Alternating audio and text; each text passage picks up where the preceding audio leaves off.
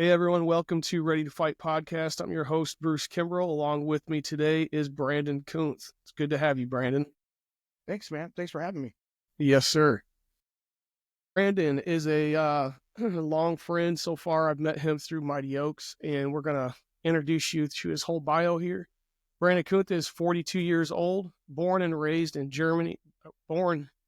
Germany, raised in Fort Knox, Kentucky. He's happily married 14 years, a father of 2 children.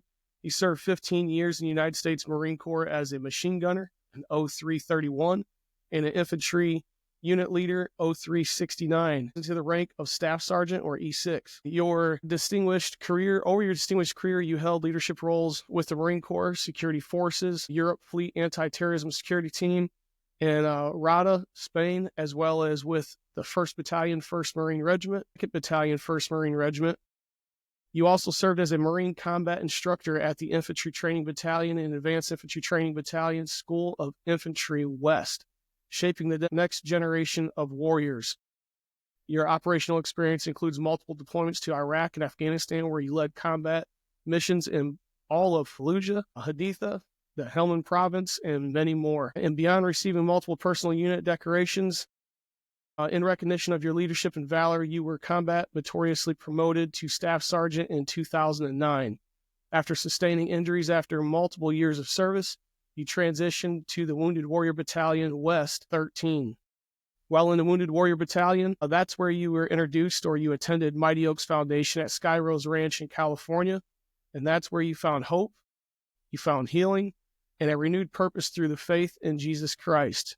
Your transformation led you to dedicate your life to helping others navigate the challenges of combat trauma and just life trauma, guiding them towards the same hope and healing that you discovered.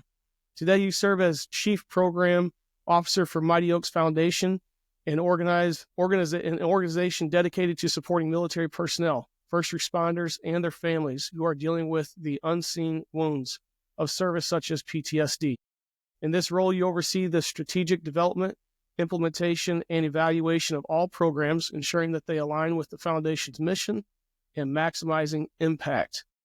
And I can tell you this, that Brandon, you don't just hold that title, man. I've seen you live it out. I know we've met a few times in person, and not just seeing you in person, but just hearing your story and everything else, I know for a fact you live this out. And what's really awesome is your wife also is a part of this. She helps not just help run, but she helps facilitate the women's side programs. So, man, it's not just you, it is your family that is doing this. So, man, I appreciate it, and I'm so grateful to have you on today. No, man, I appreciate it. Thanks for having me. And yeah, it definitely became a family endeavor. You know, I would have never, for me, I would have never thought, if you asked me 10, 11 years ago, where do I see myself, or if you even pitched to me this idea of like, hey, in 10, 11 years, I see you doing this. Like, there's no way I would, like, yeah, that's pretty cool that you think of that, but it ain't happening. But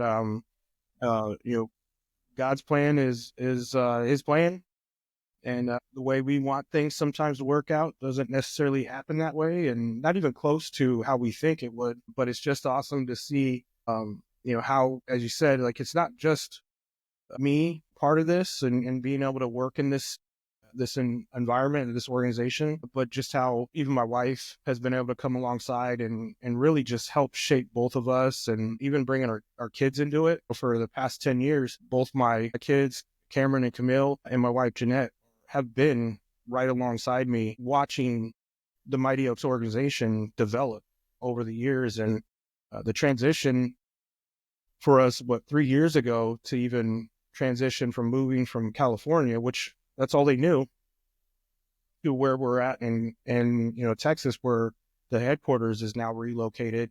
That's all been a part of it. And really, that's only a testament to us trusting in God's plan. When we found out, like, the possibility or the idea of, like, hey, the organization's going to relocate its headquarters, and it's going to move to Texas, where it was essentially started, right? Mighty Oaks was essentially founded out of the woodlands here in Texas.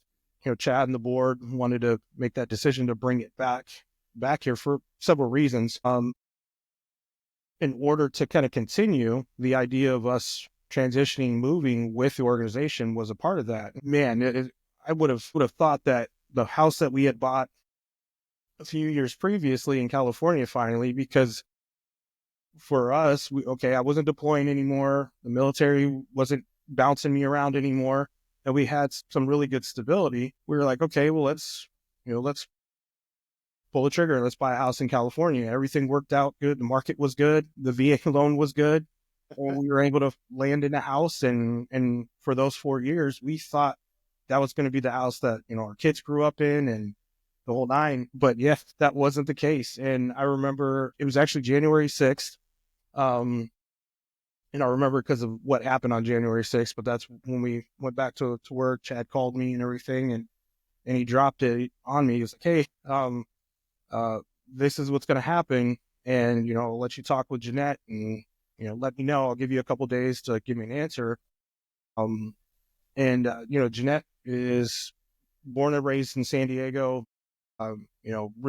Really had never left San Diego besides a few trips here and there, but that's really all she knew. My kids were both born in San Diego, and that's what they knew. And so to go home and, say, hey,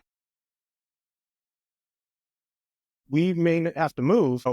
I was actually really surprised. I was taken back of how my wife actually responded. And she was like, all right, well, let's see what happens. Like, let's walk this through. And we both took a pause, prayed through it, really thought through it, and just really tried to seek we were seeking the Lord's guidance out of that, just rather than, is it an immediate yes or immediate no, right? Yeah. Kind of reactive response. It wasn't, but actually it was Super Bowl weekend after that we were in Texas over a weekend looking at homes. And, the transition of that was really fast paced. Trying to figure out how do we sell our house in California. The market was kind of getting wonky at that time. And there's a lot of, ifs and, there was a lot of ifs going on, especially in California. The prices were just crazy, and they were increasing real fast. So there was a lot of stress, there was a lot of worry, a lot of just unknown in that. And I'm saying all this because I'm going to get to the main point. But through all of that, of trying to figure out how to sell the house, the timing of selling it, moving, finding a house here in Texas, and making sure everything, kind of worked, especially coming from a Marine background where you back plan, mm-hmm. and you're trying to control everything that you can and all the things you can't. The biggest concern that we had through all of that was we were going to leave our home church. And that was a collective thing that we all came to a head point on it. It was a sad, bittersweet moment, because that was our biggest concern. It was like, oh man, we're gonna move. That's challenging, but we're gonna leave our church. Yeah. And that for me was a point that I kind of just took a step back and just kind of saw just the remarkable work that God had been doing, that you kind of don't really notice because you're in it, right? But when I was able to take a step back and just see that God was able to shape and bring us together as a family to where that was our main focal point of concern, was we're going to move there. Yeah, that's good. But what church are we going to go to? Yeah. We're never going to find a church like Coastline Baptist in Oceanside. And that was kind of the problem. Was that was kind of our bar that we set. It's like you find that perfect church. We were there as a family. The church we attended was an hour from where we actually lived in Oceanside. We lived in Menifee, California. It's an hour drive. So Jeremy Stallnecker and his family go to that church as well. And people would ask, well, why you go that far to a church? I mean, there's plenty of churches in Murrieta and Temecula where we were living at, great churches too. But what I always say is that's the importance of finding a local church that you can fully be a part of and that you can thrive in and bring your family in. And it's the community, right? That Oh yeah. want to be a part of. And that's how important that church was to us, is that, okay, it was an hour away. We did have to deal with some, California traffic, but that was worth it to us, Oh just yeah. because I was able to see how my kids were able to grow in their youth groups and even in services and stuff. And, for us to transition, that was that moment where I was just like, man, that's incredible to take a step back and see something like that and be able to trust through all that. And, there was still a lot of worries, and, I painted everything in our house again and again because it wasn't right. And I wanted to make sure everything was perfect. And looking back at it, I would do it all over again the same way. That if that was my worry, those type of worries, and to be able to trust through that, then so be it. But to be able to look where we're at right now, long rambling story short, but just to see and highlight where we're at today. And that's nothing of us. Like, we're just walking things out and trying to be as obedient as possible through that. And we didn't always do it perfect, but we tried to do it as right as possible. Yeah. That's awesome. And the church you're at now is a wonderful church, right? I mean, you kids, yeah. Yeah. And that took some time for us to, where we're at, we're about 45 minutes north of Houston. And I mean, I could go outside and throw a rock in any direction and you'll hit a church. But again, it's like finding the right church Yeah. that will fit your faith beliefs, and then also kind of just one that you feel like you can grow in and be a part of in a community, not just sit in the seat on a Sunday and hear a sermon. And, definitely not a checkbox approach. But yeah, there's plenty of them out here. So it took us a little bit to find the right one. And thankfully we did. And we had a really weird, I don't want to say weird, but it was a interesting transition out here, because when we purchased the house that we were building, and it was right at that time where, if I remember right, Canada had a big strike, the trucker strike and all that stuff. And lumber was just, I mean, it was a hot commodity, right? It was almost like, it was more expensive than gold kind of thing. And you just saw those home prices skyrocket, but it also delayed all the construction as well. So our original July move-in date got pushed to, August, then it got pushed to September, and then it was looking like November. But we sold our house in May. And so we can't move into our house until maybe September. Thankfully, we were able to stay with some close friends that we consider family, and they had an additional, like, they call them barndominiums, on their property, and we were able to stay with them through that whole entire time. But even during that time, we were able to go to it's called Fellowship of Huntsville, where we were staying at. And so while we were staying there for a short time, we were able to go to that church, become a part of that church. And even our kids, the first day we brought, our kids or teens, and we brought them to their youth group on a Wednesday night, my kids were just terrified. They were like, hold on, we're doing what? We literally kind of threw them to the wolves, if you will. But it was amazing to see when they stepped in there, the people, the other youth kids that came around them, it was like they already knew them. And they welcomed them in, and I mean, really just made things super simple, to where it got to the point where they were bugging us to be able to go on youth trips, and can I go here, can I go there, and it was really good. But the bad part was, we knew it was only temporary, so we got really tied into that church and everything, knowing that we're going to eventually leave. And I wasn't wanting to try to do that long commute again to church, because we would have did it. But when you have that kind of commute, what I found is that it leaves a hindrance or a barrier, or I would say an excuse, that would potentially prevent you from going to church. Oh yeah. So when you think about on Saturday night, right, a good pastor friend of mine, he's also a mentor. He says it this way. He's like, you decide if you're going to church on Sunday, on Saturday. right? And really that decision should never be a question, right? Are we going to church on Sunday? That shouldn't be a question. But when you have a reason that can kind of stick out there of like, man, do I really want to make this hour drive? I had a real late, Saturday evening or something, and, we got to get up early and make that hour long drive, sit there through the service, and then you have an hour long drive back. Mm-hmm. Not that that's a bad thing, but if you can remove that type of,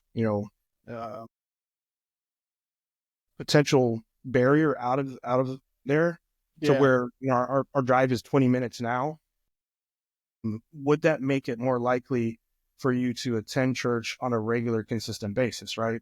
That was just a personal thing that I found that I had to make a decision as head of the house, right? The leader of the family, that when my wife and I sat down and we were like, we're comfortable in that church. We could grow in that church. We're connected. We knew people. Our kids knew people. But that 45 minutes hour drive, like we've done that and we know what it could potentially do. Mm-hmm. We had to make the decision of like, yeah, let's not try to revisit that and make it a problem or a potential issue later on. Yeah. Man, that's a really good point, though, to be honest with you. I mean, we live in Michigan, and we're like 7 minutes from our church. And I know people who drive 50 minutes or longer to come to church. And man, you're right. Staying up late on Saturday night. And like I said, in Michigan here, we get a little bit of snow. Can you imagine driving an hour through, what would be a little bit of snow and ice? And it would be easy to be like, yeah, let's not do that today. Let's just, hang out here. I'm kind of tired anyways. I don't want to risk it on the road. Man, that's a good point. Right. I didn't even think about that. Yeah. I mean, I would like to say I really didn't think of it either, but it's just, it's how things kind of came to be. Especially in a ministry world, like you can justify so many things, that whether I speak in a church on Sunday or I'm doing a men's group on Saturdays, like, well, I had a long weekend and, I going, as you go to a program, you're there from Sunday to Saturday. Mm-hmm. And then you get home, depending on your travel schedule, you can get home on a early Saturday or a late Saturday evening. And even if you get home early, you're still wiped out.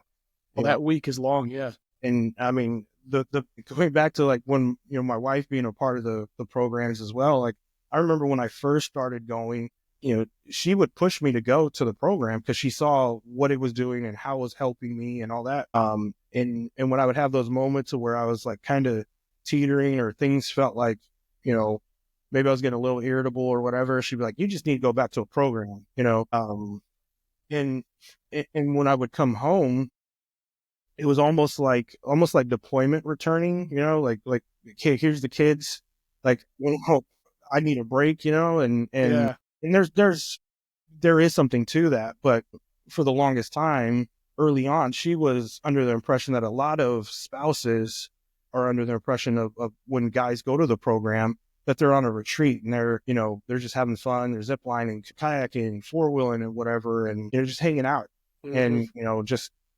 telling campfire stories and whatever. And so they're under the guise that you're coming home from a vacation. And we know that's not the case, right? Oh, yeah. It's long days. It's, 7 to maybe 9 o'clock at night. And even when you're done, you're still hanging out and talking and there's still work to be done. Yeah. And so for that initial time, that's how my wife kind of thought, she'd be like, you just had a break. You went up to Sky Rose and you were hanging out and did whatever. Because I would ask her, I was like, hey, just, when I come back, let me have a moment. And that was one of the things that I had to learn, and with communication with my wife, is she, just the same way she's not a mind reader for me, I can't do that with her. And if I'm expecting something of her, I at least should expect to make sure she understands what that expectation is, or be able to communicate with her. So I'd ask her, hey, just give me a little bit. So when I do walk through the door, I have that time to kind of decommission my brain from programs and kind of switch and just decompress a little bit. But when she went to the program for the first time, she came back and she straight up slept for like 3 days straight. And when she came back around, I jokingly was like, look, I don't want to hear anything about like when you come back from a program, whatever. And Yeah. but it, not unfortunately, but it happens though. People assume that you're there on a vacation and you'll do good things. You'll have fun times there and all that. And there are cool things that will be done, but it's some work. Whether you're a participant or you're a leader, it's taxing for multiple ways, like spiritually, physically, mentally. Yeah. It will wipe you out. Oh yeah. No, that's funny. I've had the exact same experiences too. My wife will have stuff planned, family events, things like that. When I get home and I'm like, I just want to come home and rest, because I mean, you might end at 9 o'clock at night and you might be teaching another class the next day. And so as a team leader, not only are you working with all the guys, then when you go get that little space by yourself, you're already prepping and planning and note taking and things like that for the next day. And then you got to be up early, usually around 5:30 or whatever, for our morning meetings. And then we're unloading the previous day and planning and prepping for that day. And so there's a lot of moving parts and a lot going on. And yeah, it's very taxing. So, but yeah, I've been there and I know it. But obviously you've done a whole lot more programs than I have. And that's the interesting thing is you get the guys that, you come through, and you see what happens, you get to experience what happens, you're able to share your testimony, you see work being done and all that, and you see how powerful it can be, and you get fired up and you're like, man, I want to do the same thing. And guys, with a passion and they want to come back and they want to be a part of it. They want to tell their testimony and stuff. As you know, when you go through the phase training process, it's not all it's cracked up to be, right? You're not just coming back, hang out and tell your testimony and, high five or anything like that. There's a lot of work that has to be done and all the prep and all the behind the scenes stuff and everything.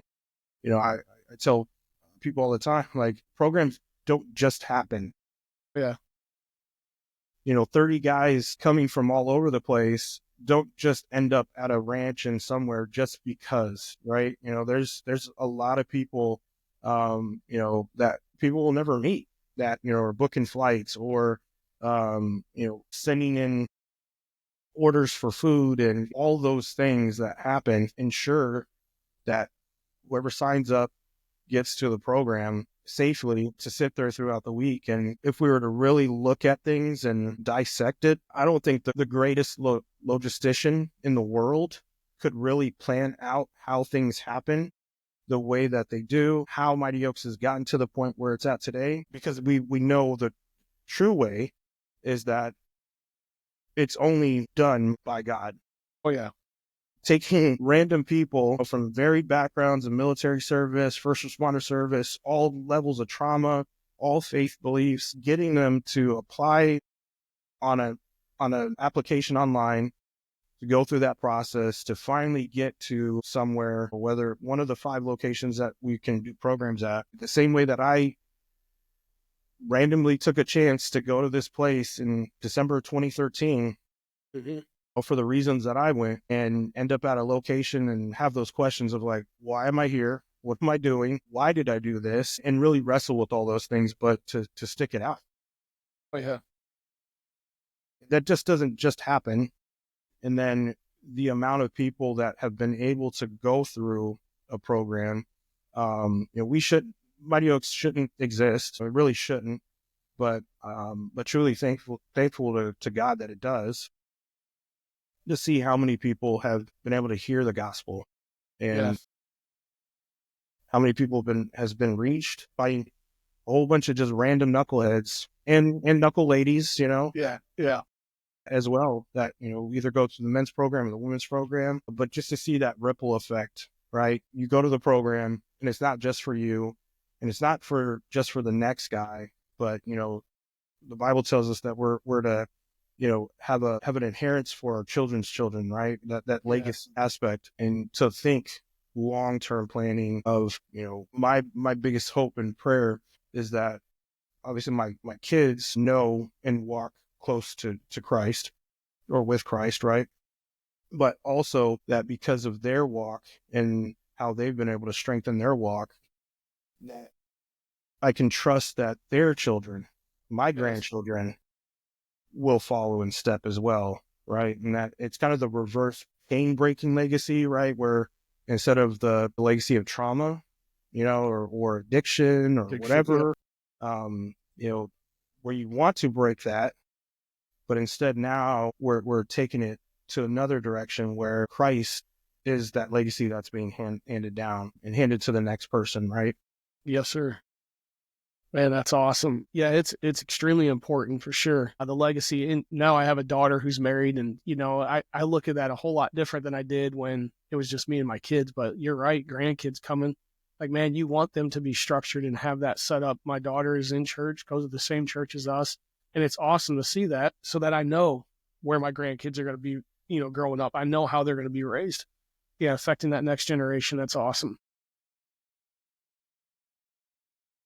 All right, Brandon, I want to get a little bit now. Let's talk about your childhood, because we know that you were born in Germany and then kind of raised in Kentucky. So kind of give us a little bit of background on your childhood and how all that stuff played out. Yeah. So I come from a military family. My dad was in the Army. There's a long history of military. My grandfather was in the Army. He was in the Korean War. He was a radio operator. Uncles and other family members that were either Marine or Army and all that. And my dad was a armor guy with 3rd Infantry Division in Germany, where I was born. And then because of his tanker background, he was a tanker instructor. He was a mechanic instructor. We bounced back and forth from Germany to Fort Knox while he was in the Army. And then after Desert Storm, I believe in 91, my dad decided to get out of the Army. And that was kind of where we ended up. So I grew up in a part of Kentucky called Hardin County. It's about 30 minutes south of Louisville. And my parents still live there. My sister, older sister, she and my nieces still live there. But essentially that's where I grew up. And when my dad got out of the Army, like, he and his brother wanted to dive into their own business. They started, mind you, this is in early 90s, but they started a pick your own organic farm. And that's essentially what I was doing while not going to school and all that stuff. But I went from living on military base and I'm living out in the rural country of Kentucky, learning how to farm. And we had, every vegetable, fruit, that really known to man that we would plant, harvest, and internet, if I remember right, was coming online about that time. My dad's brother was a computer guy and he was shaping all that, but we would basically deliver those fruits and vegetables to people, on the weekend. So every Saturday we would, Fridays and Saturdays we would pick and clean everything up and deliver them in bushel baskets and stuff. And we had chickens, cows, you name it. So it was a real quick, like, I'm walking to school from base housing to living in a house that, was built in, I want to say, very, very early 1900s, in this very small town called Colesburg. And the church we went to was right across the street, Colesburg Baptist Church. Pastor Mark Judd was our pastor. He's the brother to, I always forget it, but he was the brother to Naomi Judd, the country singer. Okay. And essentially went to church there. I had been to church before as a younger kid. By that time, I think I was maybe in kindergarten, first grade around that time, in the early 90s. We would go to church and everything, but I really didn't understand what I was doing. I would get on a bus and we'd go somewhere and whatever. But then when I started going to church there, I started understanding what was going on. I knew who Jesus was, and I knew the Bible and all that stuff, but I really never fully connected the dots. I was a part of Vacation Bible School. I was in the Christmas plays and all those things and stuff, and we went on a regular basis. My parents really never did, but they pushed us out. But as I got older, I had a lot of chores. Growing up, or you name it, cut firewood, feed, water the animals, clean the house, all kinds of mow the grass. And so sometimes on Sunday, it was a way for me to either get out of chores or even prolong when I had to do chores. So me going to church was like, oh, well, if I go to church, then I get to miss this, or at least extend it until I actually have to do it. So I really never went to church because I understood what I was going to. I didn't understand that I was obediently worshiping or anything like that. But if you were to ask me at that young age if I was a Christian, I would have said absolutely. I was baptized and all of that. But again, I really didn't have a actual change that I noticed. I would immediately leave church and go straight home and be the rambunctious, crazy kid, get into trouble and all that stuff. But yeah, I grew up a knucklehead is the best way I can explain it. I didn't do well in school. I experienced some trauma very early on in my life. My father struggled with alcohol abuse, alcoholism, anger issues, and stuff that he definitely carried just on from his upbringing, the Army, and just the culture at that time. Very heavy-handed, very physical, and again, he struggled with his own issues, and unfortunately took it out on me. And not to justify or give an excuse, but I also didn't help the situation either, because I was not being I wasn't behaving as I was supposed to either. Yeah. But it definitely caused a lot of issues early on, just experiencing that trauma of like thrown into walls, or just being hit and punched and kind of wake up and you're like, what happened? And not know what happened and stuff. And going to school, I really didn't want to go to school, but I had to. And I acted out as a class clown, and I got into trouble and all that. And even through that, if you ask my parents, they would say, he's a good kid. I would listen, and it wasn't all bad. There was good times throughout that. It's definitely woven, good and bad. But unfortunately, the bad stick out more than the good. Oh, yeah. And I never made a change. I never made a change in my life to make any kind of course corrections at all. I just kept doing the same things. And as I progressed, my behavior just started getting worse and more erratic, to the point where I stopped going to school, got into fights, started using alcohol at real early age. I mean, I grew up around it. If you were to ask me around that time, I always knew I wanted to go in the military.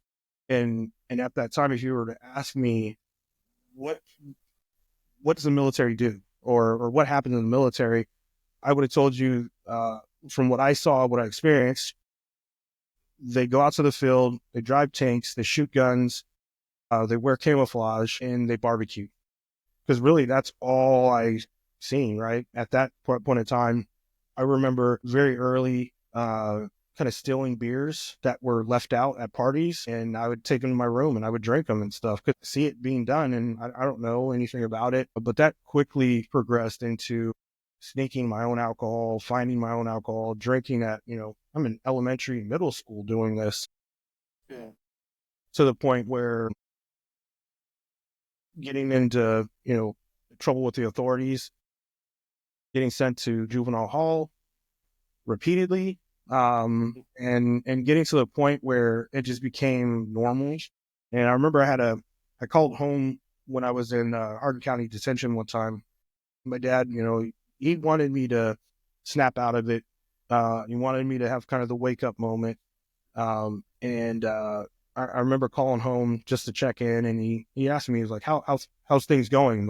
How are you liking it? And I remember telling him, oh, it's not that bad. Thinking of it at that time, we weren't doing any school at that time, but we got fed, we got clothed, and we hooped and, we played basketball and stuff, and we were able to work out and everything. And you were locked up though. So that was the only, but looking at it, I remember saying that, and he was not happy. That wasn't the response he was hoping for. But again, I didn't have an attitude change because I didn't realize that anything was wrong at that time. And I just kept continuing on, and things progressively got worse. Quickly moved into using drugs, not anything crazy hardcore, but marijuana. But my drinking definitely increased to the point where I was drunk at school, but I would pass out in my second period class and, wake up and a whole different class is in there around me, because the class changed and I was passed out, and the teacher just let me stay there because it's Brandon. That's what he does.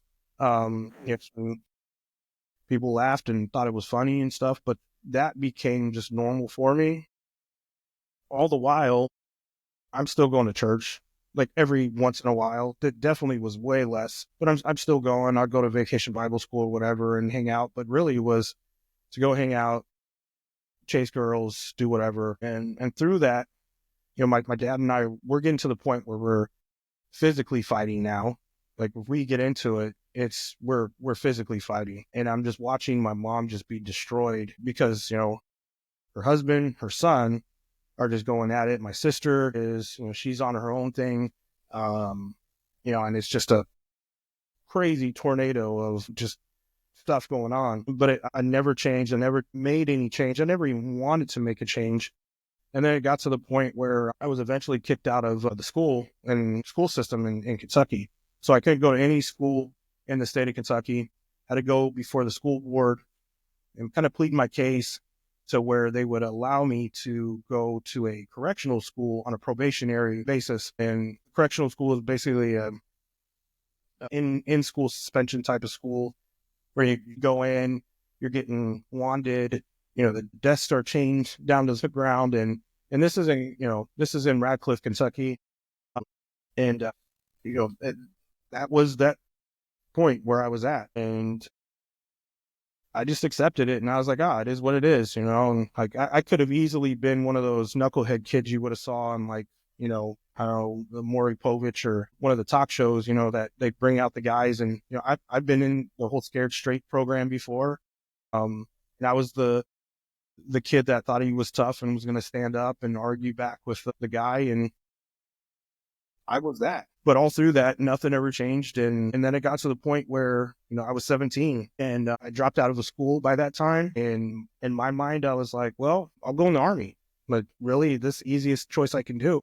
And I remember I went to the recruiter, and my dad brought me, and we went in there, and she told me flat out, she's like, hey, I would love to take you, but you don't have a high school diploma. You don't have a GED. You don't have anything. There's nothing I can do for you. And I was just like, well, there went plan A through C, because I really didn't think of anything else.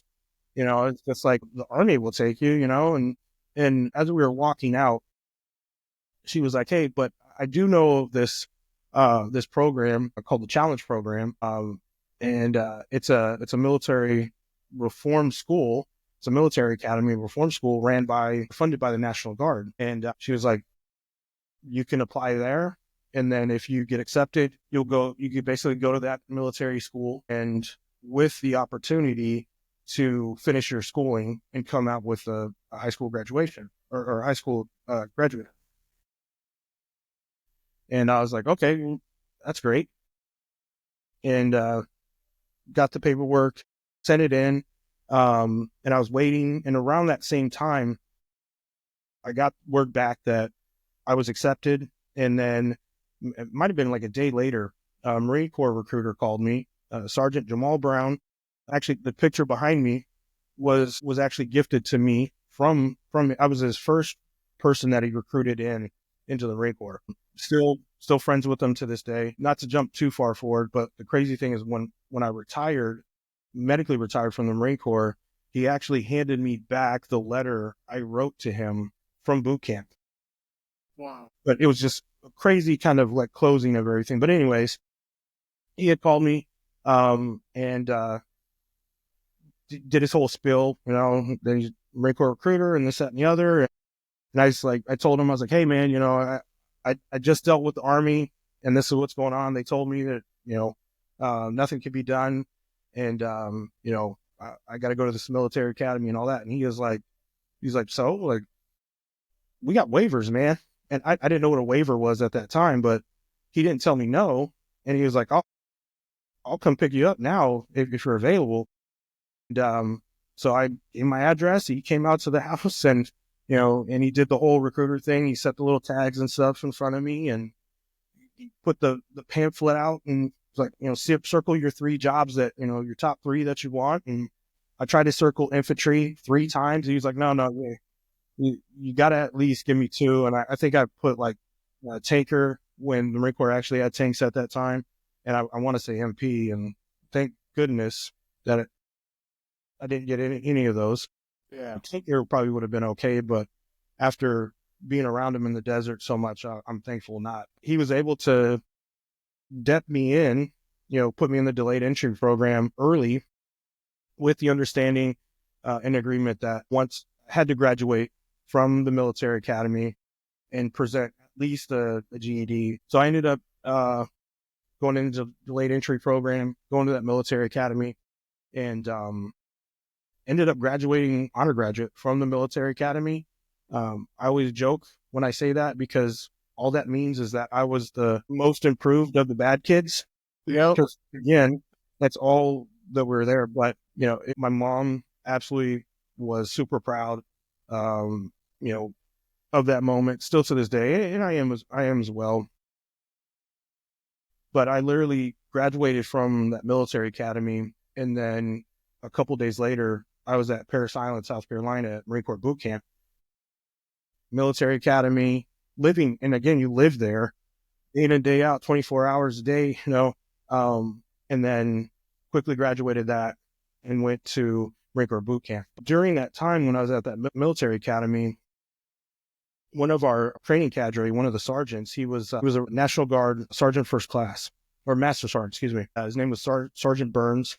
He was also a local pastor in Radcliffe in the area, and he was our night cadre guy.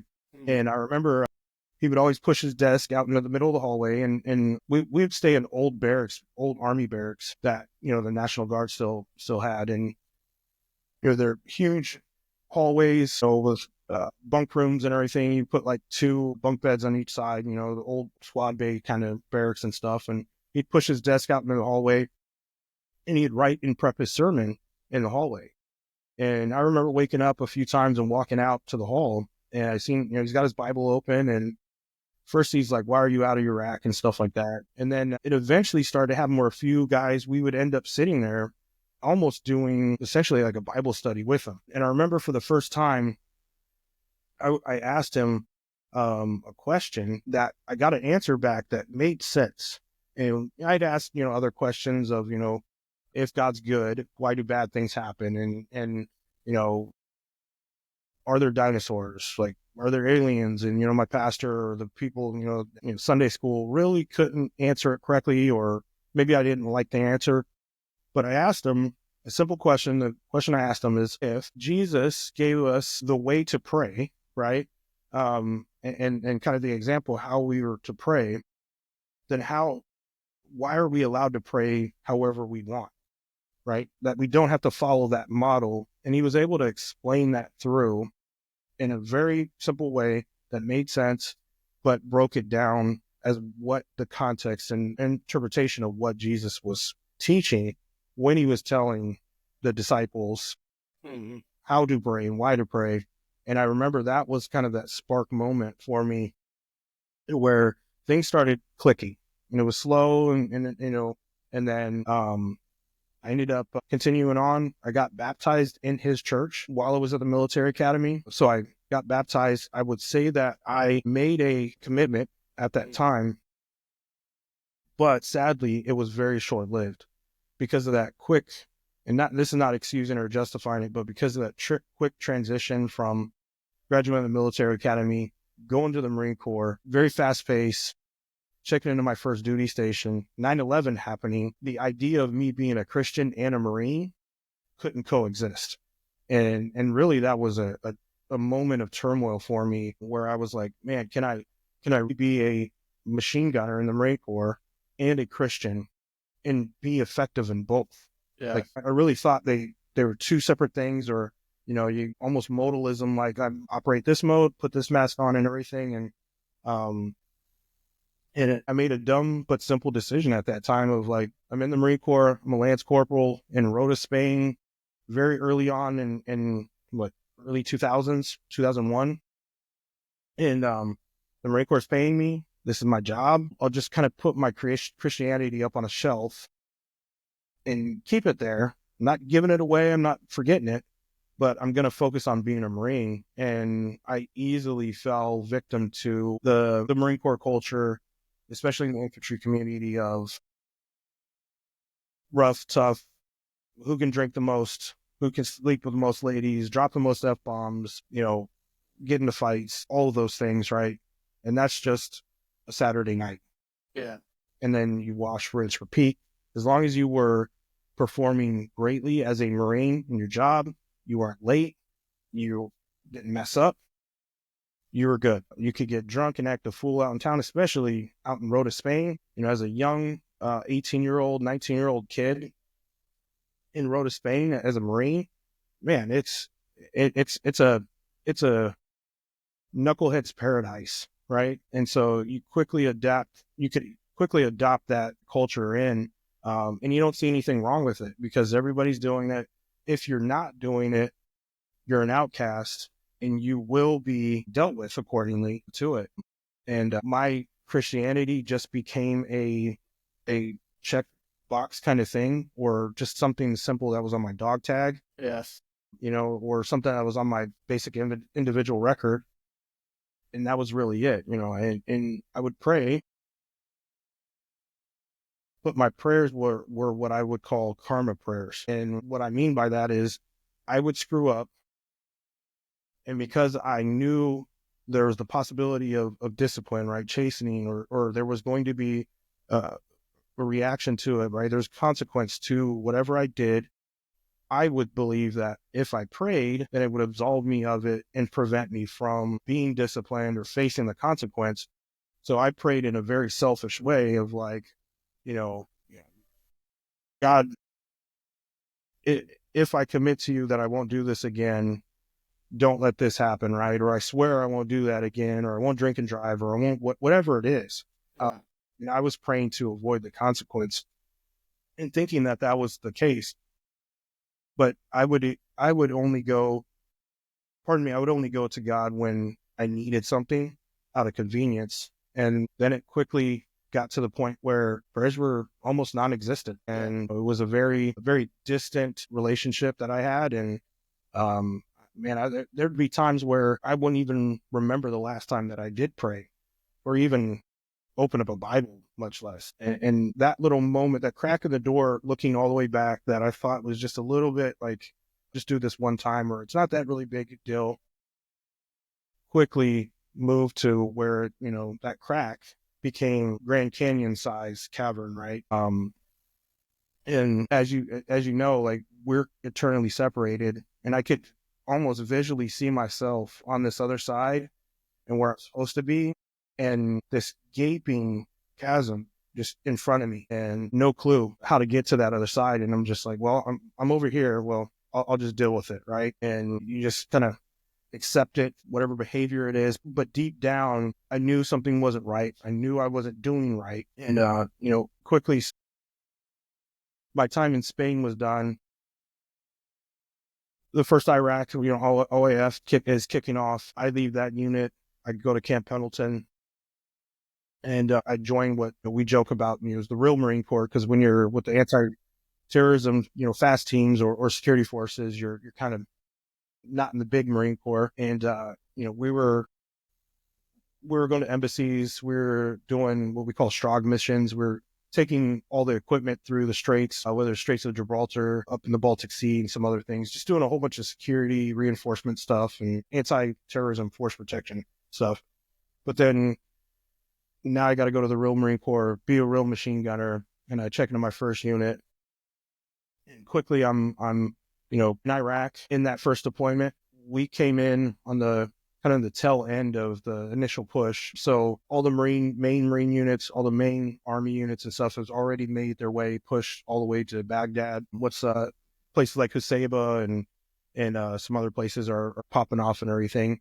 We were in a southern port called Qasar, and we were doing anti-smuggling operations down there, and just basically, I call it chasing ghosts. So we were getting shot at, we'd shoot back and never really saw anything. You'd see some quick flash or whatever, you'd see some kind of pajamas run or whatever, but everything was dark and, in this port, and we were getting on these ships and stuff, and it was good. We were doing good things, cool things, Marine Corps things. But when that time would have been done, when I would have redeployed after that deployment would have been over, that was going to be my first 4 years. Like, I would have been done with the Marine Corps.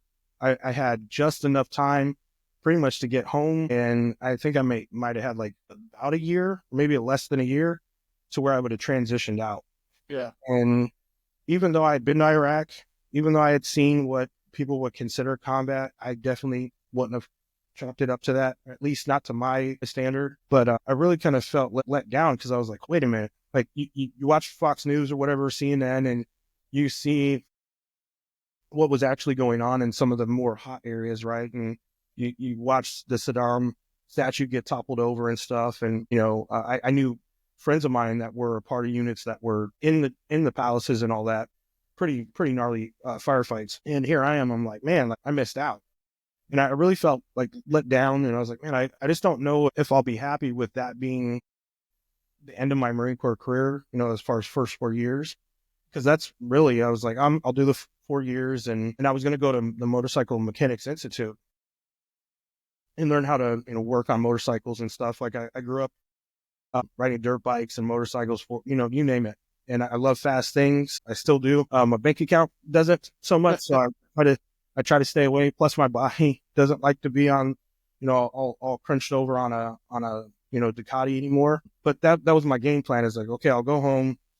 I'm going to go to this Motorcycle Mechanics Institute in Phoenix, learn how to work on motorcycles, hopefully, get on like a race team or at least a good shop or whatever, and work on bikes. And that would be good.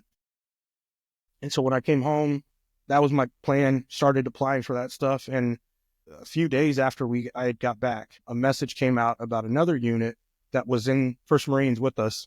It was a sister unit. 2-1 was redeploying, and they needed, and non-commissioned officers, they needed NCOs to go over and help fill in some gaps. And I had just enough time to make that deployment and come back. I would have literally came back and then transitioned straight out of the Marine Corps. But I was selected. When I say selected, I was told that I was going to go. And I ended up with 2nd Battalion, 1st Marines, Echo Company in Fallujah. And compare and contrast my first deployment to that one. Early 2004, it was night and day, right? It was what you would have expected if you said, I want to go in the Marine Corps. I want to be in the thick of it. I want to be in gunfights, kick open doors, as a machine gunner in the Marine Corps, what you would hope would be, what you would be a part of, happened. I say, like, be careful what you wish for, because, man, it'll come in more than you expected. And it was a deployment. I made some of the closest friends that I still have to this day in that unit. Lost people, saw people hurt, had my own very, very close calls. I don't know. I mean, I know how, but I don't know how I walked away completely unscathed, and I had plenty of my bumps, and being involved in IEDs, especially at that time, we didn't even know what an IED was. It was so new. Watching an entire 7-ton get hit by a VBID that knocks me down from the wave, the blast wave, but watching the 7-ton pretty much do a backflip because a VBID comes up and takes it out. And that was kind of the trend or the tempo, right? You would have long periods of just sitting around, and then these quick bursts of contact, or taking rockets or mortars or whatever. we lived on Camp Bahria, which was a Uday and Kusei's playland. It was like their little, whatever you want to call it, their Disneyland. But we lived there. It was a little bit 5 minutes away from Fallujah, the actual downtown city. And our porta-johns would get hit with rockets, and you'd be going to walk out to your porta-john, and it's gone because a rocket took it out. And you're just like, what is going, like, really? You know? And that was just like a normal day. But then you would have nothing, and then you'd get ambushed on your way to, we call them towers, but they're the OPs that ran along MSR, the main MSR. The main one I operated at was Tower 66, which was the furthest one down, right across from a small town called Saclawea. Yeah, Saclawea. And we'd sit out there and be bored out of our minds, and nothing would happen. And the next thing you know, we're taking income. You know, we're taking rockets, or we're taking small arms fire, we're turning, and then it's just dead silence again. And so you just have like this like quick arc, and then there's wham. And so your emotions are all over the place. And then you have that time to kind of pause and relax and stuff. But the problem is like when you experience the crazy and just hectic as it happens, you're always waiting for that. So you're always kind of prepped and in that high gear, waiting for it and expecting it and everything. So you never really come out of that gear. So even during the days where it's just a lull in the day, nothing happens, you don't even go out on a patrol. You're thankful to be back, and you're thankful to take a shower, underneath the big jug that gets warmed up by the sun, and just has a hose. You're thankful for that, but you don't fully disengage. Like your mind's still there. Your other section or the other squad, had rotated with you, and they're out there. So you're worried about them. So you're always operating up at that high moment, and you can never really come down. And so once that deployment was over, when I came home, you stay at it, because you don't know how to fully, turn that off. Even though that you're in San Diego, you're at Camp Pendleton, California, in Oceanside, you see something, you smell something, hear something, and because you're already here, those things automatically kick in, and then you react to it, right? And it's that automatic response that you have that we know now is like, the word trigger, right? The traumatic response. Whether you see a certain color car, model of car, you see trash on the side of the road that's kind of stacked a certain way or anything. For me, hearing the Jake brake on a semi truck immediately cues my brain, and being in one of the ambushes that we were in, because right as we got hit going in front of the city of Fallujah, the 7 tons, Jake brake was going off, it was going off, we thought the actual machine gun rounds that were coming over us was the Jake brake. But again, those two sounds came so close to hear the gunfire, right? Because, you're going to hear the snap later, but you're going to hear it go off. And those two things sounded pretty close, or they blended somehow. And then we realized, like, oh, wait a minute, we're getting ambushed, because now we see the RPG coming towards the 7 ton. We're just sitting in the back of 7 tons on MRE boxes. We didn't get the cool benches. The 7 tons that we had were, rigged up with special armor from, engineers that they kind of plasma cut and bolted on there and stuff. Yeah. But again, to this day, when I hear that noise, my mind can go back to 2004 and remember exactly where I was sitting at in the back of the 7 ton on the driver's side, very end. I remember what knee I was on. I remember like how many magazines. I remember dropping one of the magazines and it like landing, like as I went to kneel down, the corner caught me right in the knee. All those little things. But ask me if I can remember if I locked my truck when I got home, or when I leave at a parking lot to go into a store, or if I turned off the iron before we went to church. It's those crazy things of like what sticks, what doesn't stick, and all that. But that was pretty much my time up to 2004. All during that time, drinking, getting aggressive, violent, angry became the norm. And that's just how things happened. I became pretty much just dead I'd say dead inside. It was hollow. During that deployment in 2004, I lost a really close friend of mine, Corporal Dean Pratt. I was actually in Ramadi training at that time they were called Iraqi Commando Defense Force. They were so-called Iraqi special forces that we were training. We were basically running through a boot camp in Ramadi at I believe it was called Junction City. It was the big army base that was there in Ramadi. Yeah, Blue Diamond, and you had the big Red One that operated on the main base, and Charlie Med was there, and some other. We were like our own little special unit there, training these guys and stuff. But while I was there, I got a call through one of the zipper lines, and the platoon sergeant that I was with informed me that Corporal Dean Pratt, literally 1 in a million shot, caught a mortar round while they were prepping to go on a squad patrol, and took out Dean like immediately. Another guy, Jerry McPherson, took a whole bunch of shrapnel. He survived.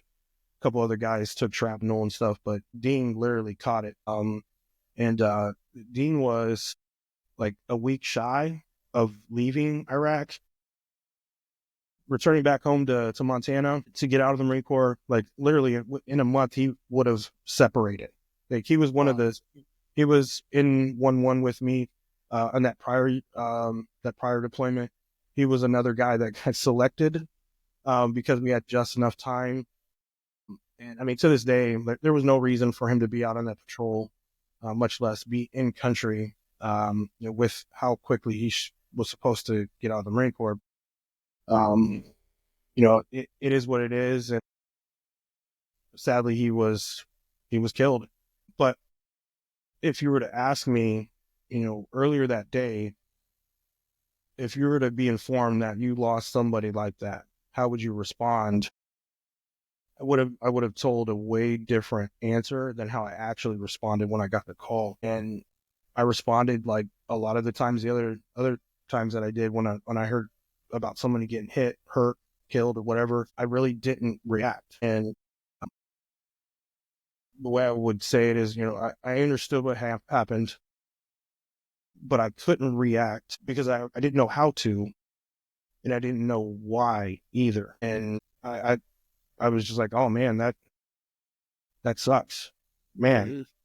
Really, that's really sad. Okay, well, I got to get these guys ready for the next training evolution. I literally just, okay, turn that one off, turn this on, the same way that when we're out running and gunning, when something would happen, you don't have time to process it. You don't have time to deal with it. You're always told, hey, we'll deal with this when we're done.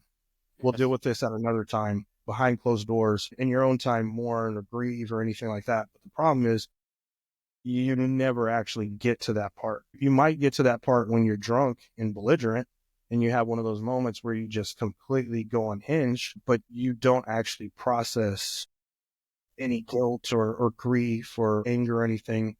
So when I came home, for me to be hollow inside and just kind of go through the motions or whatever, and the only attitude that I would have was, or any kind of feeling, was just a feeling of anger. The joy that I might have had was very false. It was almost like false motivation. Like I would drink and get happy and act a fool and stuff, but that was very short lived because I would easily turn to an angry, I'm going to go fight this guy because he grabbed the pool stick before I grabbed it or something, or he looked at me the wrong way. I'm going to hurt him because deep inside I'm hurting, or I don't know how to deal with this, so I'm going to act a fool. And then you start to spiral out of control where you just do all this destructive behavior where I'm driving drunk like it's like normal, riding my motorcycle as fast as I possibly can with regard of safety for myself or anyone else. And to be honest, like if I would have wrecked, well, like I just didn't even care. So I got to the point where in that short time, I got to the point where I didn't even care that I didn't even care. Mind you, I didn't have a strong sense of faith. Again, it was, convenience faith. But again, if I could go to work, if I could be a rock star or superstar at work, show up, not get in trouble, do what I'm told to do, lead my Marines, take care of them and all those things, then all the other stuff, whatever, it didn't matter because I'm doing what I'm supposed to be doing. I'm a Marine first. All the other things is just, that's just white noise or it's background. And because I was doing really good and I could perform well, then great. There are so many times I probably should have been busted down in the brig or whatever, where I had phenomenal leadership that took care of me or were doing similar things and understood what was going on, but things got swept under the rug or, there was when I'd get into a fight, get arrested out in town, I should be maxed out, I should have at least been put on some kind of restriction or something, but I was just Brandon being Brandon, Yeah. And then, so when I went into be a combat instructor quickly after that, I actually wanted to deploy back to Iraq for a third time, but unfortunately, the Marine Corps, they do a lot of dumb things, but they get some things right, and they wouldn't let me redeploy that quickly. Plus, I had orders to a special duty assignment to be a combat instructor. So now I'm teaching Marines how to become machine gunners and how to be effective out in the battlefield. And I took a lot of pride and honor in that because, especially coming from Fallujah as a machine gunner, that early on, I really wanted to make sure those guys were prepped and trained because I knew exactly where they're going to go. I knew exactly what they were going to be getting involved in and what they're going to encounter because Iraq was, Ramadi was next, Haditha was next. And I mean, everything just kept going and going and going. The build up, the ramp up for across all services were happening where when I was an SOI instructor, we were graduating a platoon of like 350 guys and literally graduating those guys in the very next morning, picking up a whole nother batch of guys. Usually you have at least maybe a week, 2 weeks in time of a break time, maybe even more during normal training cycles before you pick up your next class. But because of the ramp up, we were literally just going one after another and just really cycling guys through so they could get to units and get on deployments as quickly as possible. And you take that operation tempo, you don't have time to process anything or do anything or whatever. And what better way when you can get downtime is to go out and drink and party and hang out with your buddies and act a fool. And so the very things that I was telling guys, hey, don't get in trouble when you go out of town, when you're on liberty, don't drink, don't drive, don't do all that stuff. You're doing. I'm leading the charge in it, Yeah. And again, like as long as I didn't get caught per se, I was good because I was still going to show up to work and be, leading the front as a leader supposed to. But unfortunately, I got caught in DUI. The two CHP officers that pulled me over were actually former Marines. I thought they were going to hook me up as they said. No, they hooked me up. They hooked me up with some handcuffs. I had to face the music. The thing that when I went through it, the only thing that saved me, and it was my command actually told me, the only thing that really saved me was that I came out with it right away. Like soon as the very next day, I called my staff NCOIC and I was like, hey, I screwed up big time. What do I need to do? I want to get in front of this, not just because I know I messed up, but I know there's something wrong as well. And I started getting in front of it and stuff. But again, it was very short lived because once I got past it and, the dust kind of settled and everything like that, and, it quickly was forgotten about. I went right back to the same stuff and just continued to that vicious cycle of like, I could perform great at work. I was a rock star at work, but I would let loose when I was, when I was off, and out in town and everything. Not that I was a jerk or just, an absolute menace, but I was not holding up to the honor, courage, commitment that we as Marines so-called strive to reflect as our character as a Marine. It's crazy to think of, having platoon commanders that were strong Christians that I knew. In my mindset as a young NCO or even more of a senior NCO, I would give them a hard time. And there was almost like a idea or a vibe about them that they couldn't be trusted, because they're two shoes or you can't trust him because he's not going out with the boys and tying one on. He's not a part of the debauchery. Oh, wasn't until many years later that it dawned on me of like how ridiculous is that the guy who is a devoted Christian leader that's still like he wasn't to this day was a phenomenal platoon commander, and he's a lieutenant colonel now, was a phenomenal leader, squared away, knew his stuff, humble enough to ask questions, what you would expect out of a good platoon leader. But the only thing that was missing is that he wasn't getting drunk and acting a fool or, being a part of the so-called clique, right? And even staff NCOs that would kind of go down that route as well, that you would think that those guys couldn't be trusted.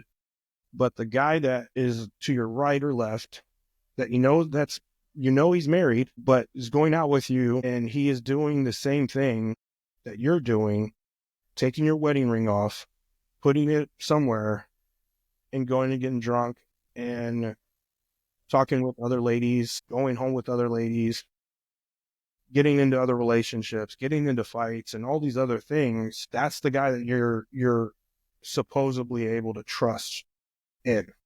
The guy that has the super loose morals instead of the guy who has, the stronger Christian values and morals and ethics, that is choosing on not to go out because he's going to go to church on Sunday. But if you call him because you're in trouble on Saturday night, he'll still come and pick you up and bail you out. That's the guy that you can't trust, but the other guy, but we want people that are going to do the same debauchery in our corner, right? Because that's the people we want around us. We don't want people to tell us what we need to hear. We want people to be a part of what we want to do. Misery loves company as well as criminals love other criminals, right? Mm-hmm. And that's just kind of the cycle of my life during that time of service, that as long as I was doing great at work, and not that I was perfect or anything like that, but I was able to establish myself as a subject matter expert in the infantry community, especially in machine guns. I was able to get promoted meritoriously, go into jobs and billets and stuff that normally you don't get put in, unless you get to certain ranks and stuff. And really I could get away with a lot of things that, just because I had my stuff together during work, but when I would go home, I'm a complete mess. Like I'm a train wreck, like I couldn't figure out how to,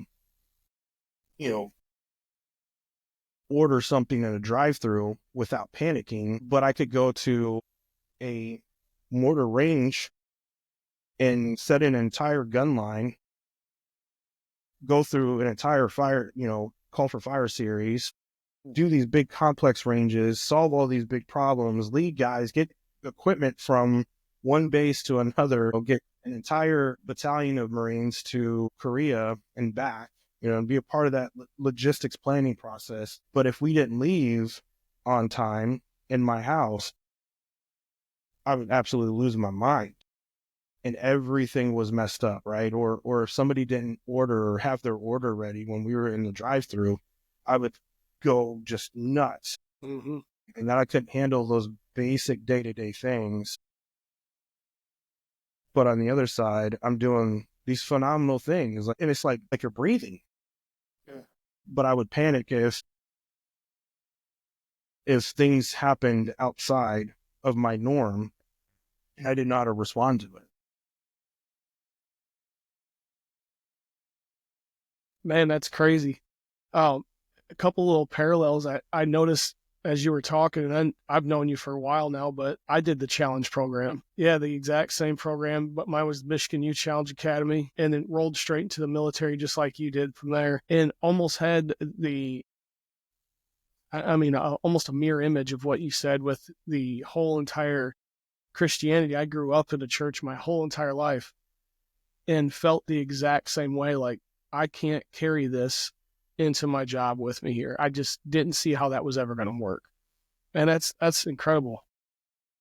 So here you are now. You're teaching Marines. You're at School of Infantry, I believe, Mhm. and you're what is this, about 2009 probably Now, 2000.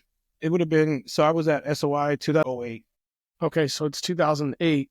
So you still have a couple more years left in the Marine Corps from Right. School of Infantry now. You're married at this time, correct? No, actually I was divorced twice time. And at that time, the person I got divorced twice from was the same person, but I had completely jumped into an absolutely another relationship, an adulterous affair, got my now current wife pregnant while I was trying to get divorced that second time and trying to figure out how I'm going to explain to the Marine Corps that I have a daughter that I need to get enrolled into DEERS so she could have benefits while I'm not fully divorced by this other person, right? So, Mm-hmm. the Marine Corps military, like, again, they'll do a lot of things wrong, but there's some things that they will get right, and there's some things that they will not look past. And trying to figure out that one was a challenge. And again, trying to work around and justify the circumstances so I don't have to deal with the consequences, through that. And thankfully, in a selfish way at that time, like I had a really good platoon sergeant early on, telling me, like, from an infantry community, you know, you never want to um, mess with, like, support people and put them down, treat them bad or whatever, right? Even though there's like there's the pogue, non-pogue, person other Mm-hmm. ground kind of thing, and if you're not a infantry guy, what's the point? Those kind of attitudes and stuff, and that's normal. But you got to understand that there's a line that should be drawn, because there's going to be a point where you're going to need something, right, from the support people. Like, Oh yeah. you're going to need some comm that fell through, or you're going to need some chow that didn't get requested fully, or supplies. There's always, something. Especially in the Marine Corps admin, S1, there's always problems. Pay's going to get messed up, or something's going to get lost. And, so it's always good to treat those people, which you should just in general treat people with respect. But you need to learn how to build some inner department friends and connections, because there's going to be a point in time where it's going to benefit, and Yeah. they're going to learn you. So, I was able to have that, I always remembered that, and kind of paid out for me to where I was able to finagle some things, and things got pushed through and stuff like that. But point is that, again, instead of dealing with the reality of the sinful living, the just blatant debauchery that I was doing, I justified it and tried to work around the consequences and work it in my favor. Finally got divorced. My time at SOI was done, and now I got to go back to the Fleet Marine Force. And I was supposed to go to 29 Palms to 7th Marines, and that's where we were heading. Jeanette and I, we were living together at that time. I want to say we were just about to, yeah, our daughter hadn't been born yet, but she was coming. She was pretty close. And then in 2008, 2007, my daughter, 2008, I leave SOI, and we're supposed to go to 29 Palms. We weren't married yet, but trying to figure out how to do all that. Is she going to move out there with me, or live off base, and all those things. And then at the last minute, my orders got changed, and I literally went right back down the road to the unit that I had just left in 2004. I went right back to 2-1 and ended up in weapons company in 2-1. And right back into the training, tempo, up tempo, right back to Iraq and, 9, 10, and then Afghanistan. And if we weren't training or if we weren't on a deployment, we were training. We went to Korea to do like the true like cold weather package. It was like one of the first times, instead of us going to Bridgeport, California, we went to like Korea. And we were at a place called Rodriguez Range in South Korea doing like crazy combined anti-armor, combined fire maneuver training, which at that time, I was trying to break it down for the Marines that either were new or all they knew was the kind of urban environment of like how unlike and unorthodox this was, that we were training with armor. We had M1s right with us, Bradleys or LAVs with fixed and rotary wing. And I mean, it was like what you would think, right? Yeah. That normally does, as you know, that normally doesn't happen on a large scale. You might get a very specific training evolution, but where they're all together, like Miklik is, our APOPs are starting off an attack, with tanks rolling in, and then you've got Cobra gunships coming in before you send in up, the up armor Humvees and stuff. Like that doesn't happen. And I'm trying to explain to these guys, like, take advantage of this time to learn and just soak this in as an experience, whether just a life experience or a learning experience. Because I mean, I'm literally leaning on a M1 tank while it's firing as an RSO. I was a range safety officer at that time. And my point is with those guys of like, soak this time in, because you'll never get this opportunity. I mean, I had plenty of times where, tanks were firing in Fallujah and stuff, and you see the main gun swing around. You're like, oh my gosh, what's about to happen? And you try to get out of the way as best as possible. But a lot of those guys hadn't experienced that yet. But again, if we weren't doing that stuff, we were constantly away. I was rarely at home. But then even when I came home, I wasn't there, whether it was my mind or anything like that. But I would literally be out training for like 30 days straight, come home, drop my gear. I'd have to take my uniform off in the garage because it'd literally stand up after I got out of it because it was just so crispy and, just gross. Yeah.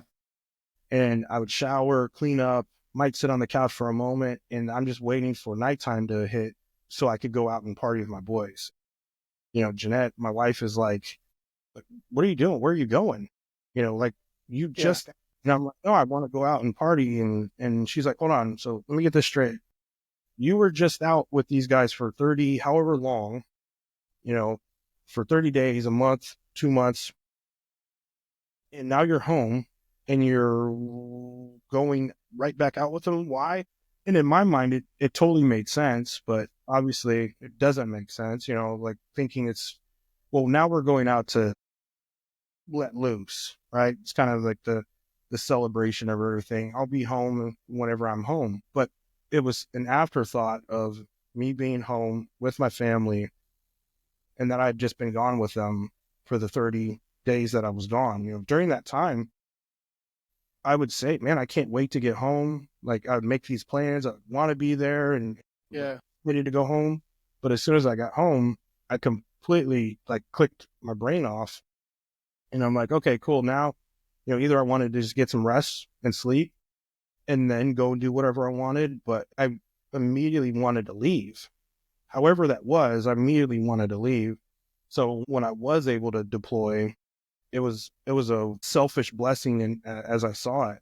Because again, when I went out there, when I was out training, when I was at a range, I knew what I was doing. I knew how to think. I knew how to process all that stuff. I could think my clearest when I was doing that stuff. During the most chaotic moments, I could literally feel like I could slow things down and think like methodically through things and problem solve things. And it made sense. And I was good at that. And I could figure that stuff out. But again, when I would go home, man, like, don't ask me to take out the trash if I wasn't planning on taking out the trash and I was going to do something else. Because now it's going to be just a fight in the house, Yeah. And that was just like the cycle, and it just progressed and, all the way up till, about 2012. I came back from my final deployment, actually back up. 2011, I came back from Afghanistan. By that time I had my son. I actually missed my son's birthday by like 2 weeks. Like I deployed to Afghanistan. He was born on Halloween. So I came home to like, a 6 month boy, and I'm like, holding this baby, my son, and I'm like, oh, this is great, but I'm fearful, like I'm gonna break him, or what do I do? I was there when my daughter was born, and so I understood that. Seen the whole process and all that stuff, but to come home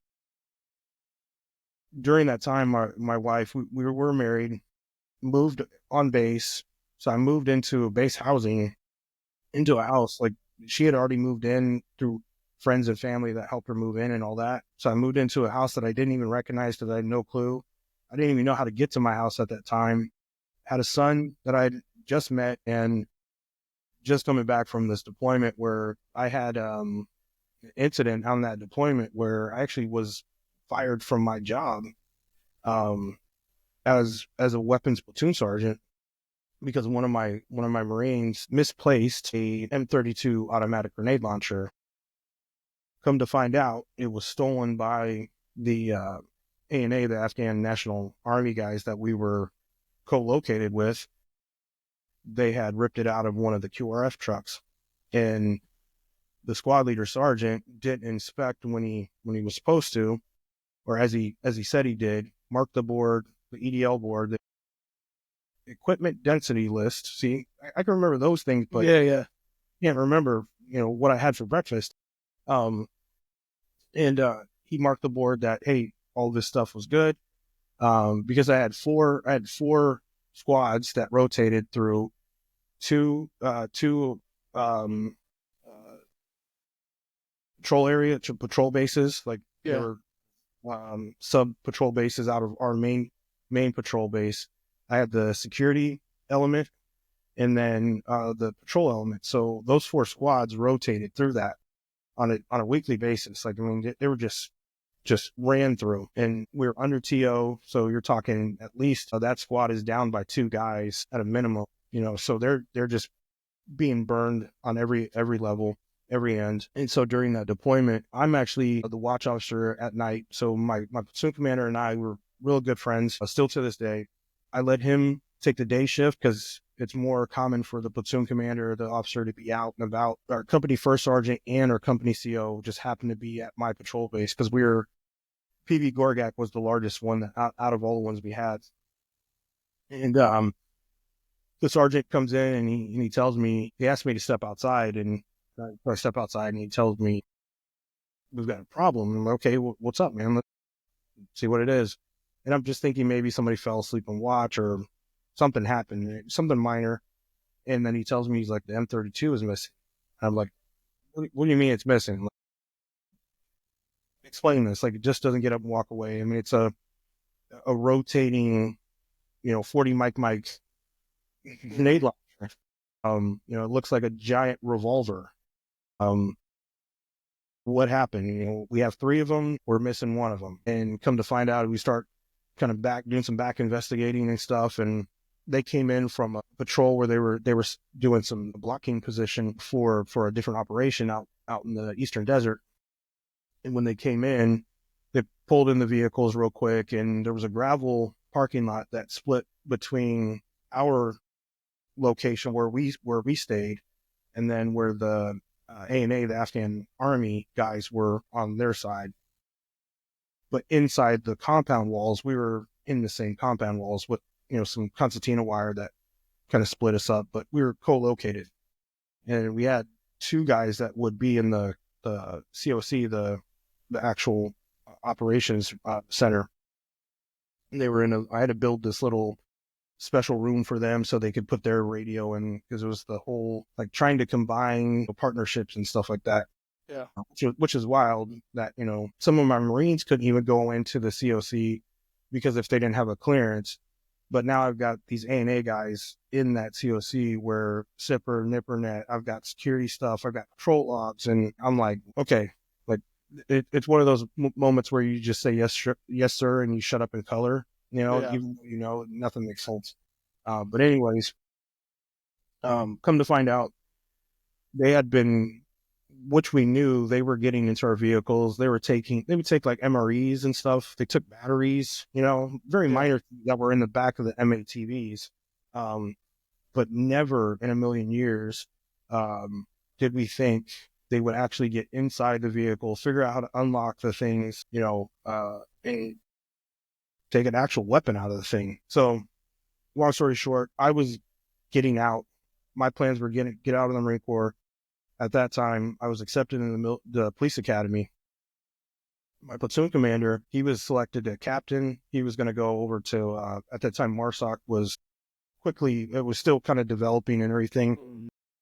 He wanted to go that route. And we knew, him being a commissioned officer, if he took the hit on this one, he may get promoted, but there's no way that he's going to be able to finish his time. He won't get, I forget what the word is, but basically you get selected to finish your Marine Corps commissioning time, because you can't just re-enlist. I forget what the actual designation it is, but it was very likely that he would have not been able to follow through with that. I was getting out. I was still pretty disgruntled with what was going on and everything. And I told him, look, man, I'll take the hit. It really was my responsibility anyways. And I was relieved, lost my platoon. I would tell you, that would have been like that was my pinnacle moment. Like I wanted that was the highlight for me, to have the heavy weapons platoon and be the platoon sergeant. I'd worked a long time to get to that moment. Loved my guys, great Marines. I still have those guys reach out to me all the time and everything, and I lost it by being relieved. And then in great Marine Corps fashion, they really slapped me in the face, because they relieved me of my platoon, send me over to the embedded training team platoon, and now I'm a part of the ANA embedded training team, where I'm the operations chief for the embedded training advisory team and the ethics advisor. So now I've got to figure out how to train these guys how to be communication guys, from my infantry background and whatever. But also, I'm dealing with these guys day in and day out. So the guys that are literally, it's kind of the ironic moment. The guys that got me fired, essentially, now I am directly dealing with them on a day-to-day basis. I mean, talk about a eat crow, humble, swallow your pride moment. Yeah. It came to a huge head on for that moment. And thankfully I had some really good leadership around me, and they said, they kind of pulled me to the side, and they're like, look, man, you can do one of two things in response to this. Like, you can respond the way that people are going to expect or assume you're going to respond, and be a turd, right? Mm-hmm. And just be frontaled and, be what people, anytime something bad happens like that, you automatically become, the laughing stock or the bad person, right? Yeah. All things point to you. You're a complete failure now. All the great things that you've done before, the rock starness or whatever, you could have saved the president before that. Mm-hmm. And now the only thing is that you're a complete screw up because of this. And you could either fall into that and be what people are expecting you to be like, or you can completely prove them wrong, and you can come take, full responsibility of whatever new role you have and knock it out of the park. And that little bit of mentoring, that little bit of advice that I had from two staff NCOs, one was a first sergeant, the other was a master sergeant, who both of those guys retired later on. But that little moment shifted my thought process, because I was, by the time I was done, like I was like, after I found out what was going to happen, knowing some other things that happened where other people had things that were even worse, or rifles came up missing, or some money came up missing, just things happened and nothing ever happened. But I'm, I'm being held account to whatever. Yeah. You know, I was a layer removed up from it. Either way, I could have easily went in and just acted that way and just became a turd, finished my time in there, and then got out and, went on. But thankfully, I had those leaders that were able to step in and give me a little bit of mentoring like that helped shape to where I was able to go in and be effective and get to a point where I was able to work with the other guys that are part of the ETT team and start really trying to train the ANA guys as best as we could, and also lead the NCOs, the sergeants and corporals and other guys that were there in the way that they needed, because there was a severe lack from the other guys, especially the guy that I replaced. So looking back at it, all those things happened for a reason, whether it was my hand at it or because of divine movement and divine decision making and all that. But I wouldn't change any of it for anything. There's a lot of woulda, shoulda, couldas, and I have moments where I was like, man, the moment of regret of like, man, if I would have done this differently, or if I would have done that differently, would have done anything different? Probably would have changed something. I don't know, but I can't say for certain that I would be where I'm at right now if something else happened. Like if I end up being relieved from that platoon, if I end up being a part of headquarters company instead of weapons company, and end up going back on another deployment for my final one, which was number 7 in 2012, would that have had some things that happened that finally got me to a point where I had to face the reality that I'm not sleeping. I'm not thinking the way that I normally do. I can't remember things like on a regular basis. I'm really forgetting some things. My migraines are like out of control. Like I was getting them almost like every other day. And just the anger, depression, all those things were coming to a head. And it was to the point where it totally made sense that the tree that I'm seeing passing by while I'm driving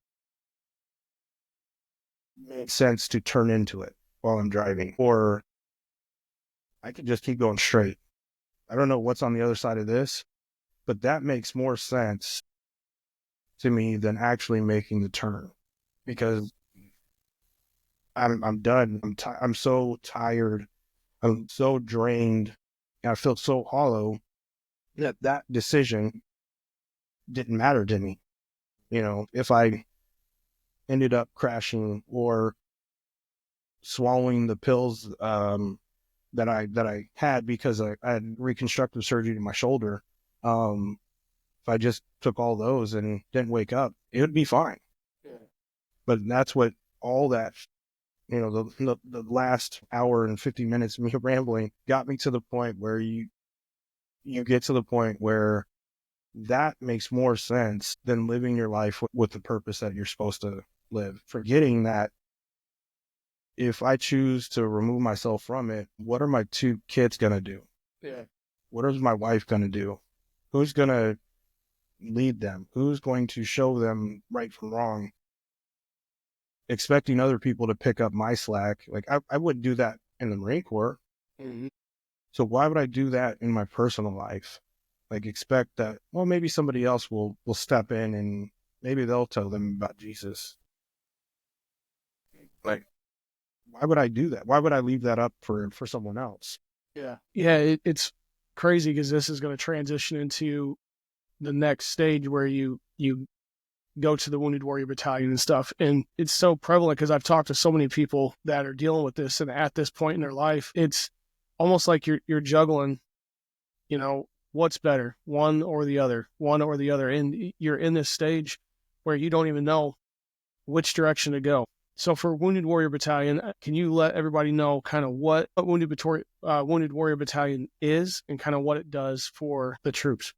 Yeah. So early on, well, I won't say early on, but I know the Army they had warrior transition units. The Navy had something different, but essentially the Department of Defense, the military realized that so many wounded, ill, and injured people, service members that were coming back from deployments, and just the cycle of operations that were going on at that time, that they couldn't transition anybody out properly, that the medical review board process was so backlogged that people got together, big brains and big rooms and shiny things on their collar, got together, and they basically developed units that would be a transition unit for people that would fall into a category of wounded, ill, and injured. And really what it became is a holding unit to review and assess and transition service members that it would be very likely that their military career would be cut short or no longer be effective in whatever branches or whatever unit or job that they would have. So just because you went to one of those units doesn't mean that your entire career would have been over, but you go through the medical review board process in a more thorough, consistent manner where your sole focus or your sole purpose at that unit is as what they call a recovering service member. So your primary purpose is to go to assessments, to medical appointments. Those medical appointments could be actual like physical medical appointments where you have physical injuries, or it could be mental health stuff. So you're dealing with psychiatry, psychology, behavioral health, and all those things, but you're no longer a part of your normal unit and you're there. So you talk about a crazy transition and a lack of identity and a lack of purpose, like radically, where for me specifically, I went from leading a 50-man mortar platoon. I had a platoon commander, a lieutenant above me, and then it was me, and then we had a whole bunch of mortar guys in the 81 millimeter mortar platoon. Going from that deployment, leading those guys, being the trap commander and doing a tactical recovery personnel on this deployment, having all of those things, right? Having an identity, having a purpose, having just the idea of leadership of being a Marine, to your only sole focus is yourself. Like you're not a Marine leader anymore. You're not a squad leader, platoon sergeant. You're not anything. You're a recovering service member. You don't have a job, so to speak. My only responsibility for the day was to show up at a formation at 7:30 in the morning, to stand in a formation with other staff non-commissioned officers and officers so that someone could make sure we're still alive and accounted for. And then we would go, and our plan of the day would be whatever appointments you have, or maybe there was like some kind of training or an organization, or somebody would come in and do some kind of like brief or talk or whatever. That was your normal Monday through Friday. You're at this, multi-million-dollar facility that has some of the best care that really was at our beck and call, where, a state-of-the-art training facility, like a gym, with collegiate trained athletes that were there as coaches to help, recovery or just training. You had your access to your own pool. It was crazy, where I came from, where my guys could, barely get hot running water in their barracks. Now this is where I'm at, but I'm driving, to and from my house on base and checking in one of my appointments and just doing what I'm supposed to do. And I remember the guy that I kind of was assigned to, he was a gunnery sergeant. I'm a staff sergeant, E6, and you have to check in with them every once in a while, and you get your counseling or review and stuff. And I remember them telling me, like, I was a fire and forget staff NCO. And I just kind of was like, hold on, what are you talking about? Because like any paperwork that was requested, I filled it out and turned it in on time. I went to my appointments. I turned in all my stuff when I was supposed to. what does that make me? How does that make me a fire and forget staff NCO? I'm just literally doing the bare minimum. Yeah. And I was a superstar, but that was the environment we're in, where you have so many people that have no vision, there's no purpose, there's no identity.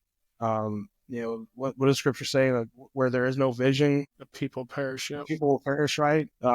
And that was day to day. So it was so hard to stay motivated or stay just even focused and stay hopeful or encouraged in that process, knowing that I'm going to fight with what I can to try to stay in. Because I went to that unit not to transition out of the Marine Corps. I went to deal with my chronic migraines, my back issues, my neck issues, and all the other things that were going on. And because I had 4 to 5 medical appointments during the week, there's no way that I could be an effective leader to that unit that I was assigned to, or the unit I had orders to go to, because I actually had orders to go to the Mountain Warfare Training Center in Bridgeport.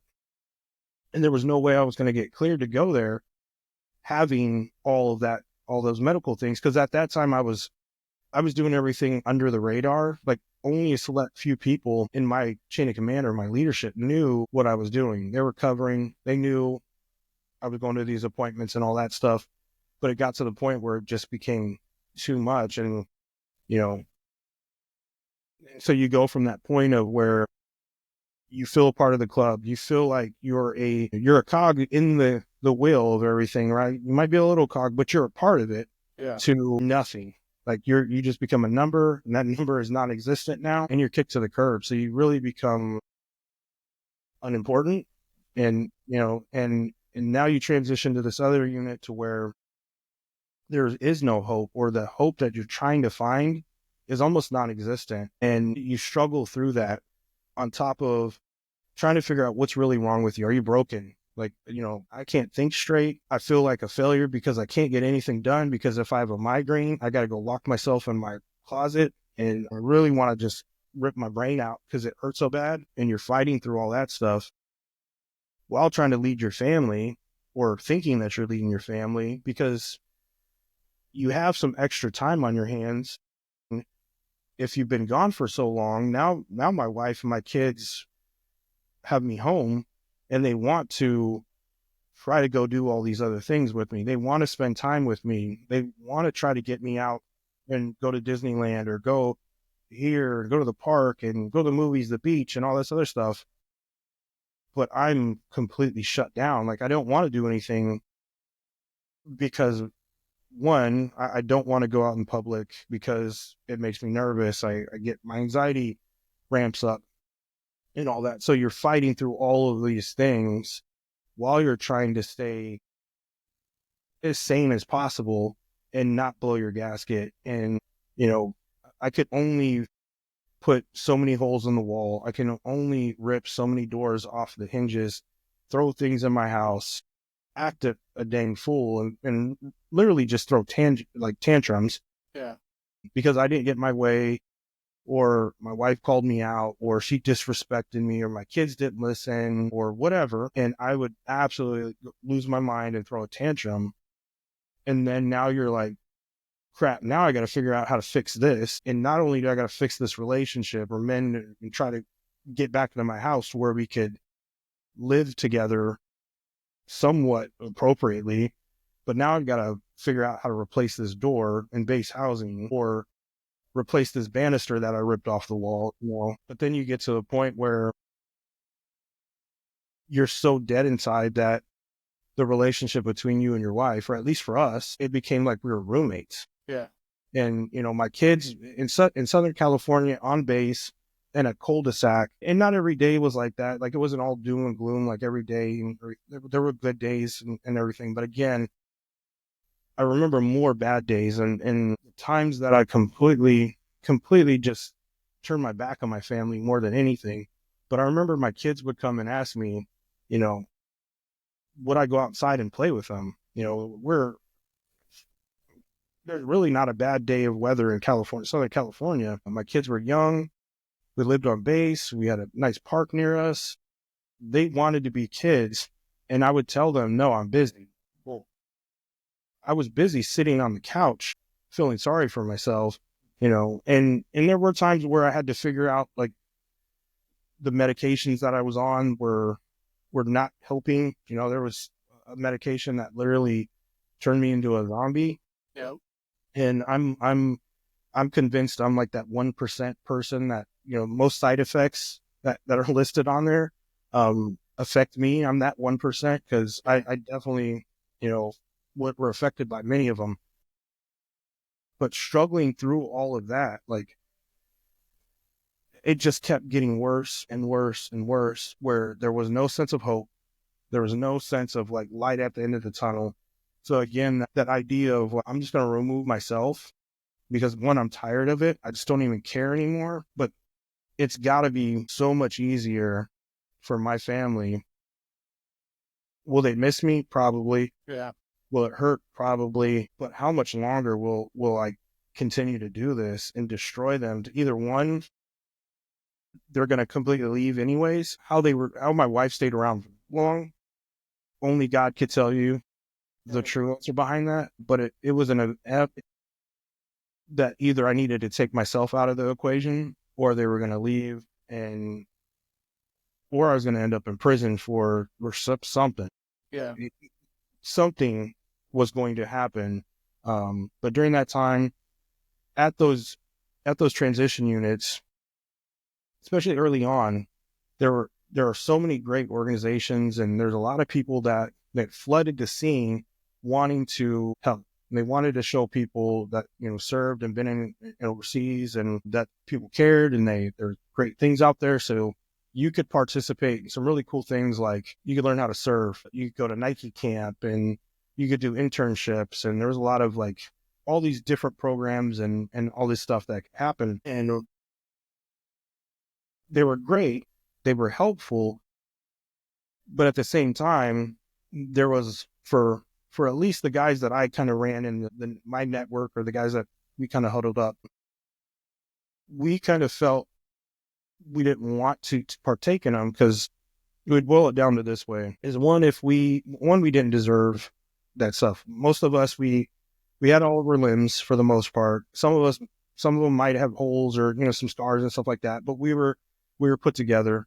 We were there. We didn't want to be at that unit and be a part of that, because we knew where we wanted to be. We wanted to be back with our guys, back at our unit, doing what we're supposed to be being paid for.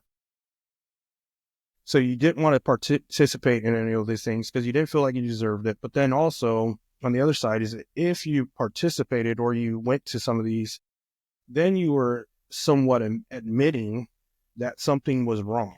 Mm-hmm. So you had, like, this weird double-edged sword, at least for us, and that was kind of how we all spoke about it. So we kind of stayed away from them and, try to, whatever.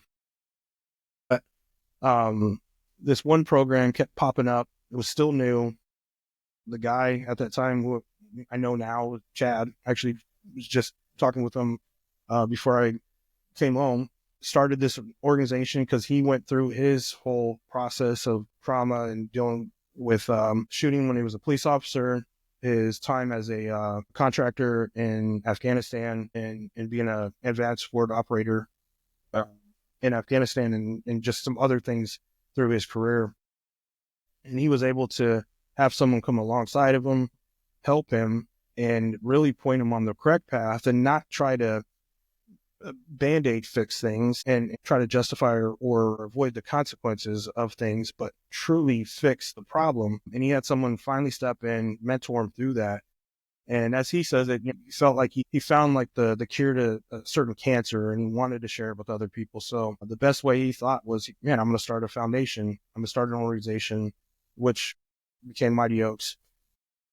And literally, Chad, at that time, he was still fighting in mixed martial arts. And so he was able to bring a whole bunch of professional fighters and the organization that he partnered with initially to Wounded Warrior Battalion, and kind of do like just a little conference, little seminar deal, like a motivational thing, where he brought in a whole bunch of fighters. And he literally went to the leadership there and said, hey, I've got this new program. I just want you guys to give me an opportunity to show that it's beneficial. And all he did was ask to have people, go through it, no cost, no strings attached or anything like that. And I was the second class to go through in 2013. And the only thing I could say at that time is like, I was so fed up and I was so done and shut down that I was like, you know what? Like, I'm just going to go so I can get away. Like, I went completely with all selfish intent. I wanted to just get away, completely remove, like, me thinking is if I can remove myself from the problem, if I can remove myself at least for a week, at least that gives my family a week of peace from me. And that's what I really thought. And ended up getting in this van with the strange couple who I later became very close with, Gary Wright and his wife, and they drove us and three other guys, three Marines and a Navy corpsman up to Sky Rose Ranch. And we went through, at that time, it wasn't called the Legacy Program, but it was called Fight Club. And I went through Fight Club in December of 2013, Sky Rose Ranch, asking the same questions, having the same thoughts as the 6,000 other people that I've been through since it started, asking, how did I get here? Why am I here? Am I supposed to be here?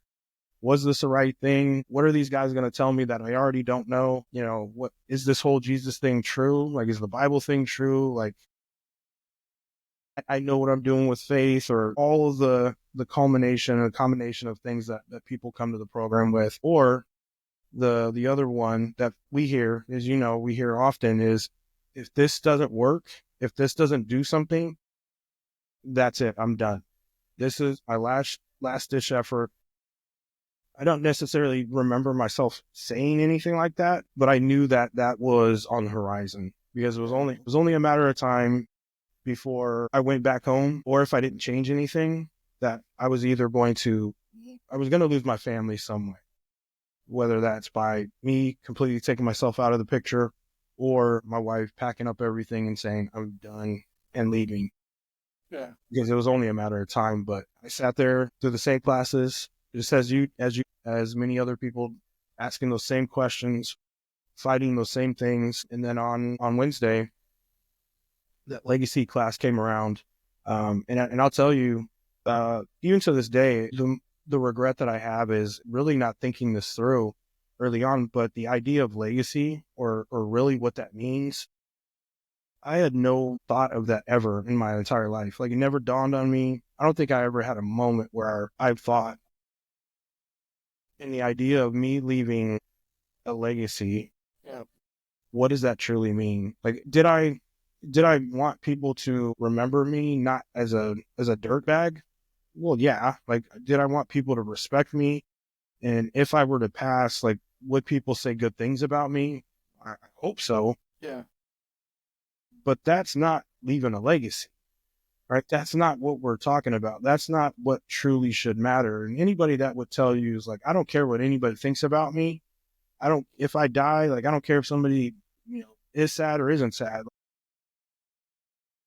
They're either a liar or they're a liar if they really think that, right? Nobody thinks that way. And so when I really started thinking about that, of understanding what a true character is when it comes to what's right and who determines what's right, God determines what's right, and modeling or comparing and mirroring my character to that, not the character that I think that's convenient because the Marine Corps tells me or whatever at that moment, the discipline that I thought I had, or the complete lack of discipline that I realized I had, and then the true brotherhood that I thought I had, or the people that I really needed in my life. And then to that moment where if I was to pack up everything about me in a box, leading up to that point, my thoughts, my memories, my words, pictures, whatever it is, packed up all those things, and I had to hand those over to my family and me walk away and wonder what my family would do with that box. And the only two things that I could think of was they'd either put it away somewhere and never look at it again, maybe sift through it pick out one or two things, but more than likely they would probably just toss it and wanted nothing to do with it. When I got to that point of like, that's what I had been living my life up to that point, that's what I was going to leave. It was the first time that it really rocked me in the sense of like, I'm not doing this right whatsoever.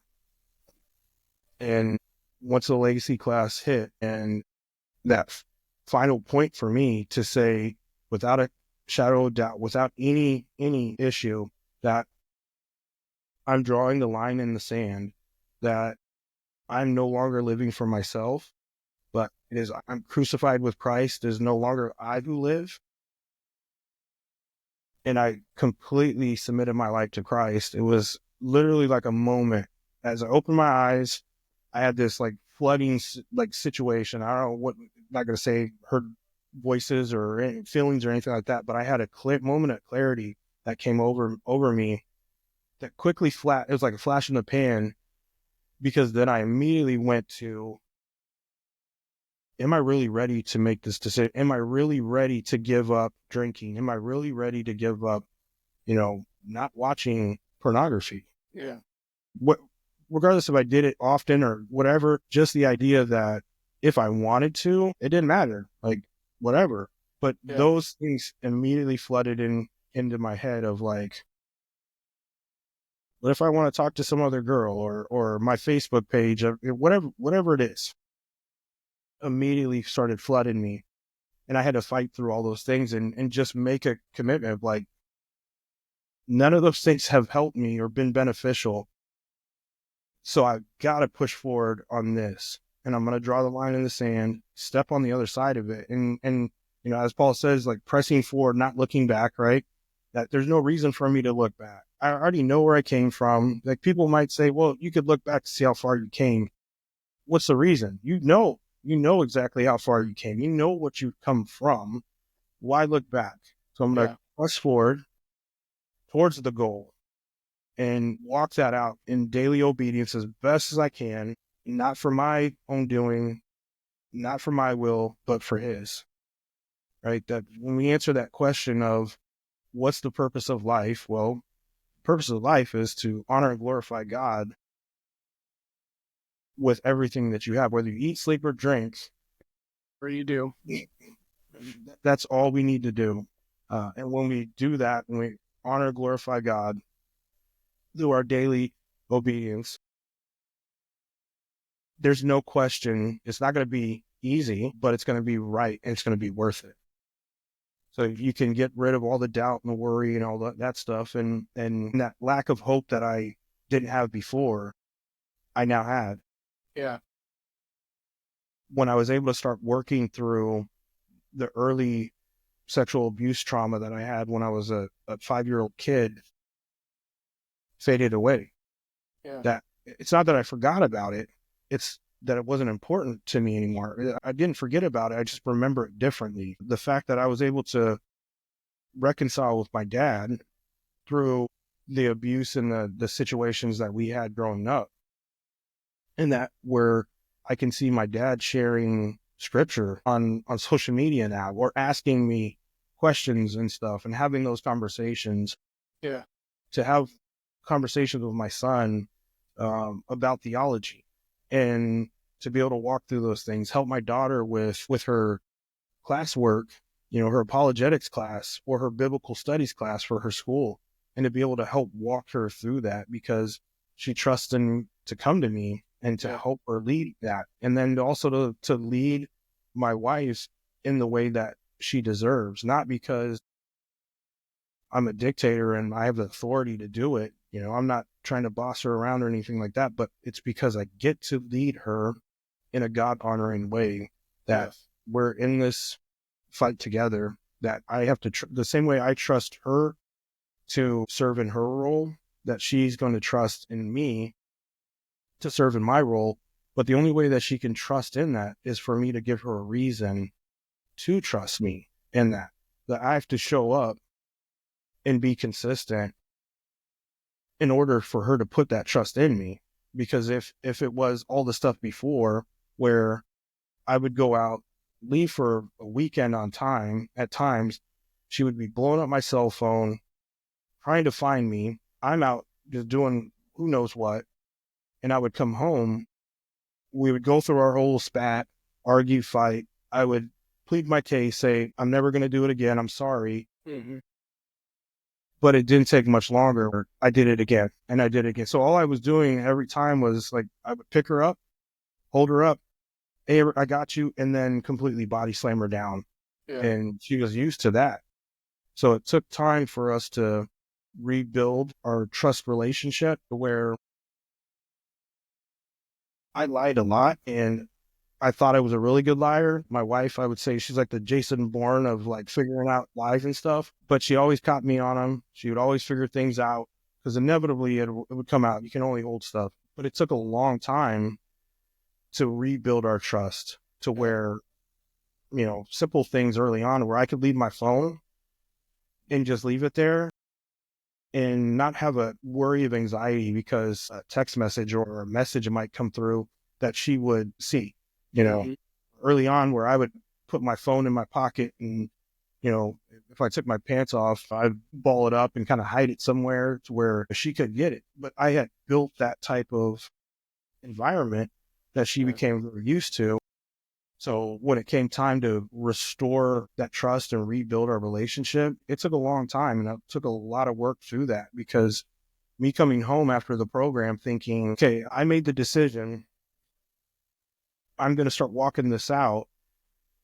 And because I'm doing this, everything is great. And all you guys just need to fall in right behind me. Yeah. Needs to happen.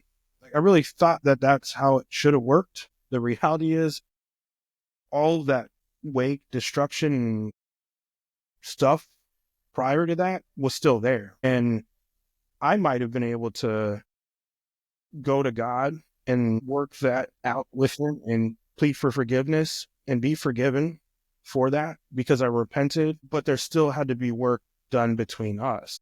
Yes. Between my wife and I, between my kids and I. And the fact is that my wife didn't have a relationship with Christ, nor did my kids. So there were so many pieces that I was missing to the puzzle while I'm trying to put this puzzle, my life, it was a puzzle, trying to put it back together. And I'm trying to force feed, pieces in there while I'm missing half of the dang puzzle. Yeah. I really think through, God's wisdom, there was things that he blinded me to, he prevented me from thinking about where I think about like, man, how did I not share the gospel with my wife when I got back? It never crossed my mind, but I really think that God blinded me to it or prevented me from it because he knew what was going to happen. He knew what in his wisdom and his will, what needed to happen to where my wife was able to come alongside and finally hear the gospel that was shared a month and a half later by Kathy Robichaux at the marriage program. Because when I came home, I thought my wife and I would come together real strong. She would be on board.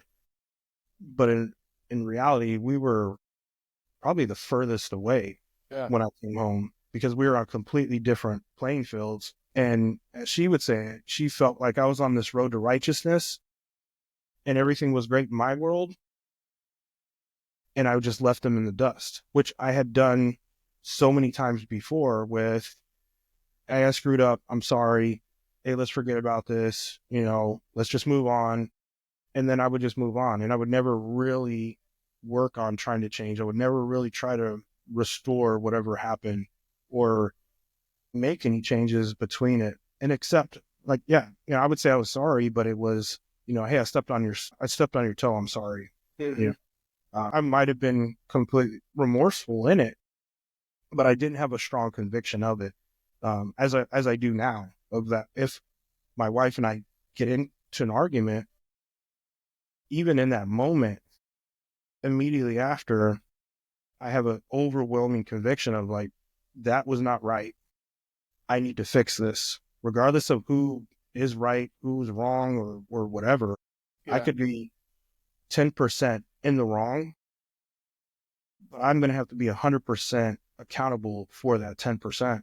And I have Yeah. to know that when we do get into an argument or something comes between us, it's not between us, but it's against us, because it's not a battle, but it's whatever that is against us. And instead of us fighting through it, coming on side with one another, communicating and walking through that. So I mean, it's through all that. Definitely wasn't an overnight success, or too often we want to fix problems in a microwavable fashion, but it really had to be kind of the crock pot slow cooker process. And it wasn't obvious to me at that time.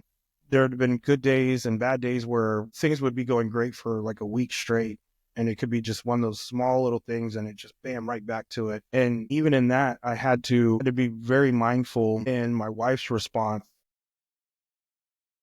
in that she's not maybe on the same level or the same area that I was at in that walk, that she was so used to all the treatment before that she was just waiting for me to revert. You know, because she had heard it before of like, I'm done drinking. She's, yeah, sure. Like I've heard that before. And, you know, it wouldn't take much longer until, I'd make a reason to go get a drink or something, or have fun.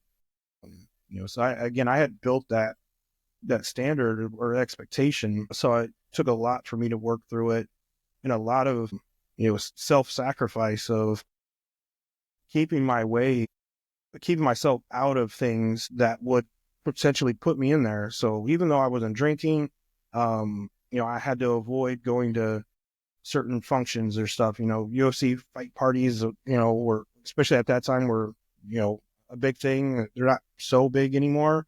Most people just go to, Buffalo Wild Wings or something and whatnot. But even those things I had to kind of shy away from, just because of the thought that I might introduce it, or it was easy to kind of put myself back in there, or just my wife expecting for me to kind of move back to that. And then in that, something I didn't even really realize is that because I removed drinking, I started spending a lot. And, it's the vacuum, right? Like I removed this negative, which is a good thing, but I didn't actually provide a replacement for it. And so I started doing, what do they call it? Financial therapy, or like basically I've used my bank account to, have those serotonin and endorphin spikes and everything stuff. So, I would spend money, and that had always been an issue in our relationship prior. And so now I'm easily going to slide, or possibly slide back into that same situation. And thankfully it came clear of like what I was doing and why I was doing it. And then I had to realize, like, man, like, what is this benefiting me? And the reality is, like, it wasn't that I wasn't supposed to spend or anything like that. I was doing it. Of course, my dog's going to start playing with toys right now. That's sorry. I wasn't communicating, so when I would go and buy something, my wife was expecting that money to be in there, because, I allowed my wife to handle all the finances and do the bill paying. She's very, very meticulous with it. She has her process, and, I was really passive with it early on, definitely more involved now, but that's her thing. I don't say she likes to do it, but she does it really well. Yeah. But I would spend money that she had set aside to pay bills. And so now I'm putting this in jeopardy, because we might miss a bill that she was expecting to pay, because I wanted to go buy something, whatever it was, a piece of gym equipment or something, something at that time. So again, even in that was a slow process to work through that, while we were trying to find a local church that we could connect in. And even the first local church that we went to, it worked. It was good. It was a good landing platform. But as we started growing in our own walk and our own faith, we started noticing things that we just personally weren't okay within that church. And in that, it was good to see that we were both recognizing those things. that we could both come and say, man, this doesn't seem right. Well, let's go see what scripture says. And instead of looking at that situation through the lens of our own opinion or our own experience, we were looking through, okay, what does scripture say as far as church leadership or the process of certain things or what might have been said during a certain sermon or something like that. We were both able to take a step back and realize like our kids weren't actually being led in, even though they were young. I think my daughter might have been 6, 7 or somewhere around there. They were young, but it was almost like they were just being babysat. Yeah. When they would go and because they weren't in the main service and stuff like that, I'd ask them a simple question of like, say, what'd you guys do today? And it was the same thing of like, oh, we colored and we were on the swing and we jumped in the jumper. What else? Like anything? They're like, oh, we sing a song, but they couldn't even remember the song. But then when we went to a different church, we went to Coastline Baptist, just as a guest, we went in there and it was like immediately we felt, okay, this is where we should be. That first day when our kids we picked them up from their class, got in the car. What'd you guys do? How'd you like it? They were super excited. What'd you guys do? What'd you guys learn? They weren't able to like go through like the specifics and, verse by verse or whatever, but they were able to share the story and the theme of Moses. Yeah. And leading the people out of Egypt and splitting the sea. And they were able to walk through that. And it was the first time that they were able to share something like that. And we were like, okay, it's a very clear decision that we need to make. So, we were able to work through that. And even though like that pastor at that other church, I respect, and to this day, I still respect. But that church, we just felt like we were being led to go somewhere else. And it wasn't necessarily a church that we fully lined up with. And that's okay. That's perfectly fine. And we were able to go to this other one and realize like we could grow so much more here. And we did. And we were able to walk through that and continue. And then through that process, we became more involved. By that time, I was fully employed and hired by Mighty Oaks, and Jeremy Stallnecker was on staff full time. And the women's program started to come on in full effect, which that was pretty much a request from that Wounded Warrior Battalion. The female Marines asked that question of like, hey, you got this men's program where, there's a program for guys, which is very common. There's a lot of stuff for male military guys, but not much for female military. There's a decent amount of things for spouses, but not necessarily specific for females. So at that time, Chad and we took that as a kind of a challenge. And that was really what sparked the women's program to be developed. And we used to do our own marriage programs. So we were pulled in very quickly and full feet, jumping in the deep end very quickly, which I think God's providence that was what needed to happen. Yeah. The same way that he prevented certain things to be, from being clear to how I approached my wife or who did or how things happened and all that, to the point where, we were able to shape the program to transition from being a fight club style titled program to really harnessing or kind of focusing on that idea of legacy, and then reshaping the women's program and then just kind of growing through each position, where I started as an intern early on to the military liaison to essentially at that time where what we have now, the program manager and the program facilitator, 2 jobs. Mm-hmm. And the program coordinator, the application guy, that was 1 job under me. And, I took that fully on and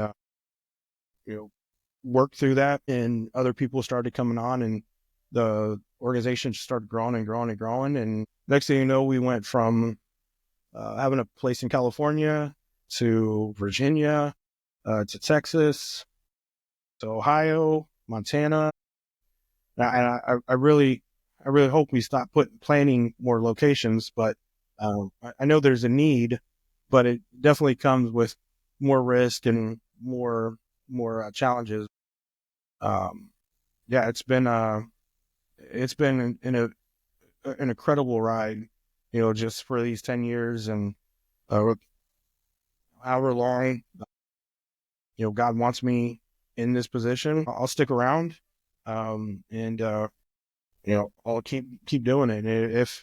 If I'm no longer supposed to be doing this, that's fine. As I'm pretty sure there's something else out there for me to do. And at the least, I know my main responsibility, my main first ministry is to lead my family. Yes, sir. Man, that's incredible from the beginning of this all the way till now, just to see, I mean, the transition, the entire process of how everything is unfolded. It's incredible. And it's nothing that we could do by ourselves, but only through Christ. So, man, Brandon, I am so thrilled that you came on today. I appreciate you taking the time, and I know you had a busy schedule today too. So I'm glad you fit me in. No, I loved it, man. It's always good to be able to, have a longer conversation, to be able to draw some things out. And there's a lot to unpack sometimes, and I just appreciate you, reaching out and asking me. I know you got a long list of other guys, and I'm looking forward to seeing all the other episodes. And I'm just glad that you're doing this, man. Pray, if it reaches one person, and praise God for that. But I definitely pray that it reaches a multitude. Yeah, for sure. Same here. If you could do one thing for me before we close, is just kind of tell everybody how maybe there's a veteran, law enforcement, first responder out there that is looking for something, a chance to change, how they can find the Mighty Oaks process, walk them through the link and whatever else like that, if you could. Yeah, no, that's awesome. Yeah, so first and foremost, the website is mightyoaksprograms.org. That's programs with an S. I mean, even if you just Google Mighty Oaks Foundation, you'll find it. We have the website. We have Instagram, Facebook, that you can easily find us. All, pretty much all the social media platforms. YouTube podcasts, March or Die podcast with Jeremy Stallnecker. So several avenues where you can either be linked into Mighty Oaks or find the resources. We have tons of downloadable resources, printable resources. But then the main thing for the Legacy program, which is our main flagship program, you can apply directly through our website. There's an apply button on there, or you can go to the programs tab and then find the men's program, military, first responder, or women's program, whatever is appropriate and applicable. You can apply through there. The application is, I believe, four transition pages, really simple, basic, just to gather some basic information from you. That'll immediately go to one of my program coordinators. They receive it within 24 to 48 hours. They will get back to you and work through that process of finalizing your application, asking a little bit of more information from you, and in that process, working to get you scheduled for one of the 40, at this time, 40 scheduled programs throughout the year. At one of the 5 locations that we offer. And the big thing that I have to share is it's at no cost to you as a veteran, first responder, or a spouse of a veteran or first responder, men or women, veterans, military, active service members, whether you're guard, active duty, or reserve, and first responders, whether you are actively serving as a police, fire, EMS, or you were former or the spouses of. All of those people are eligible to attend at no cost. Mighty Oaks covers all the costs. You include travel if needed, to get to the location from some of the places that people need to travel. I simply say it as we try to do everything we can to remove all the barriers or obstacles that will prevent someone from attending. So really, when it boils down to, the only reason why someone isn't able or can't attend is either one, they don't want to, or the timing just isn't right, whether that's scheduling, their personal schedule, life, work isn't matching up with our program schedule, because we only run so many programs, or can only run so many programs throughout the year. But even in that, we try to triage everybody best and professionally as possible, knowing that some people are in a more priority case need to or a higher risk to get into the program quicker than other people. So we try to get people in as quickly as possible. We do have a wait list. The supply and demand is definitely hurting us. but we will do whatever we can to get people in as quickly as possible. And for people that have someone that has served, whether military or a first responder or whatever, in any capacity, and they feel that it could be a benefit of them, the best thing to do is to share the website with them, or reach out to us so that we can try to connect someone to them, and see if we can help maybe, connect an appropriate person to assist. That's pretty much it in a nutshell. Will, awesome. Thank you for that. I will put a link at the bottom of this too once this goes live, and then I'll do it to all of my other social media platforms as well. So again, Brandon, thank you so much for sharing your testimony and what God has done in your life and all the restoration he's done and what he's going to continue to do, and also for just being there to help other veterans, first responders, man. What you do is incredible, and I definitely want to make sure that everybody's aware of that. So thank you again so much, Brandon. I appreciate it. I appreciate it, man. Thank you for trusting when you came through. When you came through as a student, and even for your willingness to give back and come back and serve as one of the program leaders. You're definitely one of the top guys that we have. As I've told you before, I'm pretty sure everybody's told you, other people have told you. Hopefully we can get you back more into more sessions, and yeah, look forward to see everything in the future. Yes, sir. Well, thanks again. I appreciate it. And everybody, thanks for watching, for following us on this journey. We're fairly new to this, but again, I thank you for taking the time to watch all this. Don't forget to like, subscribe, and don't forget to hit that bell so you always know when one of these podcasts will drop. So again, thank you so much. I appreciate it. Brandon, you have a good one. You do. You just say, man. Yes, sir.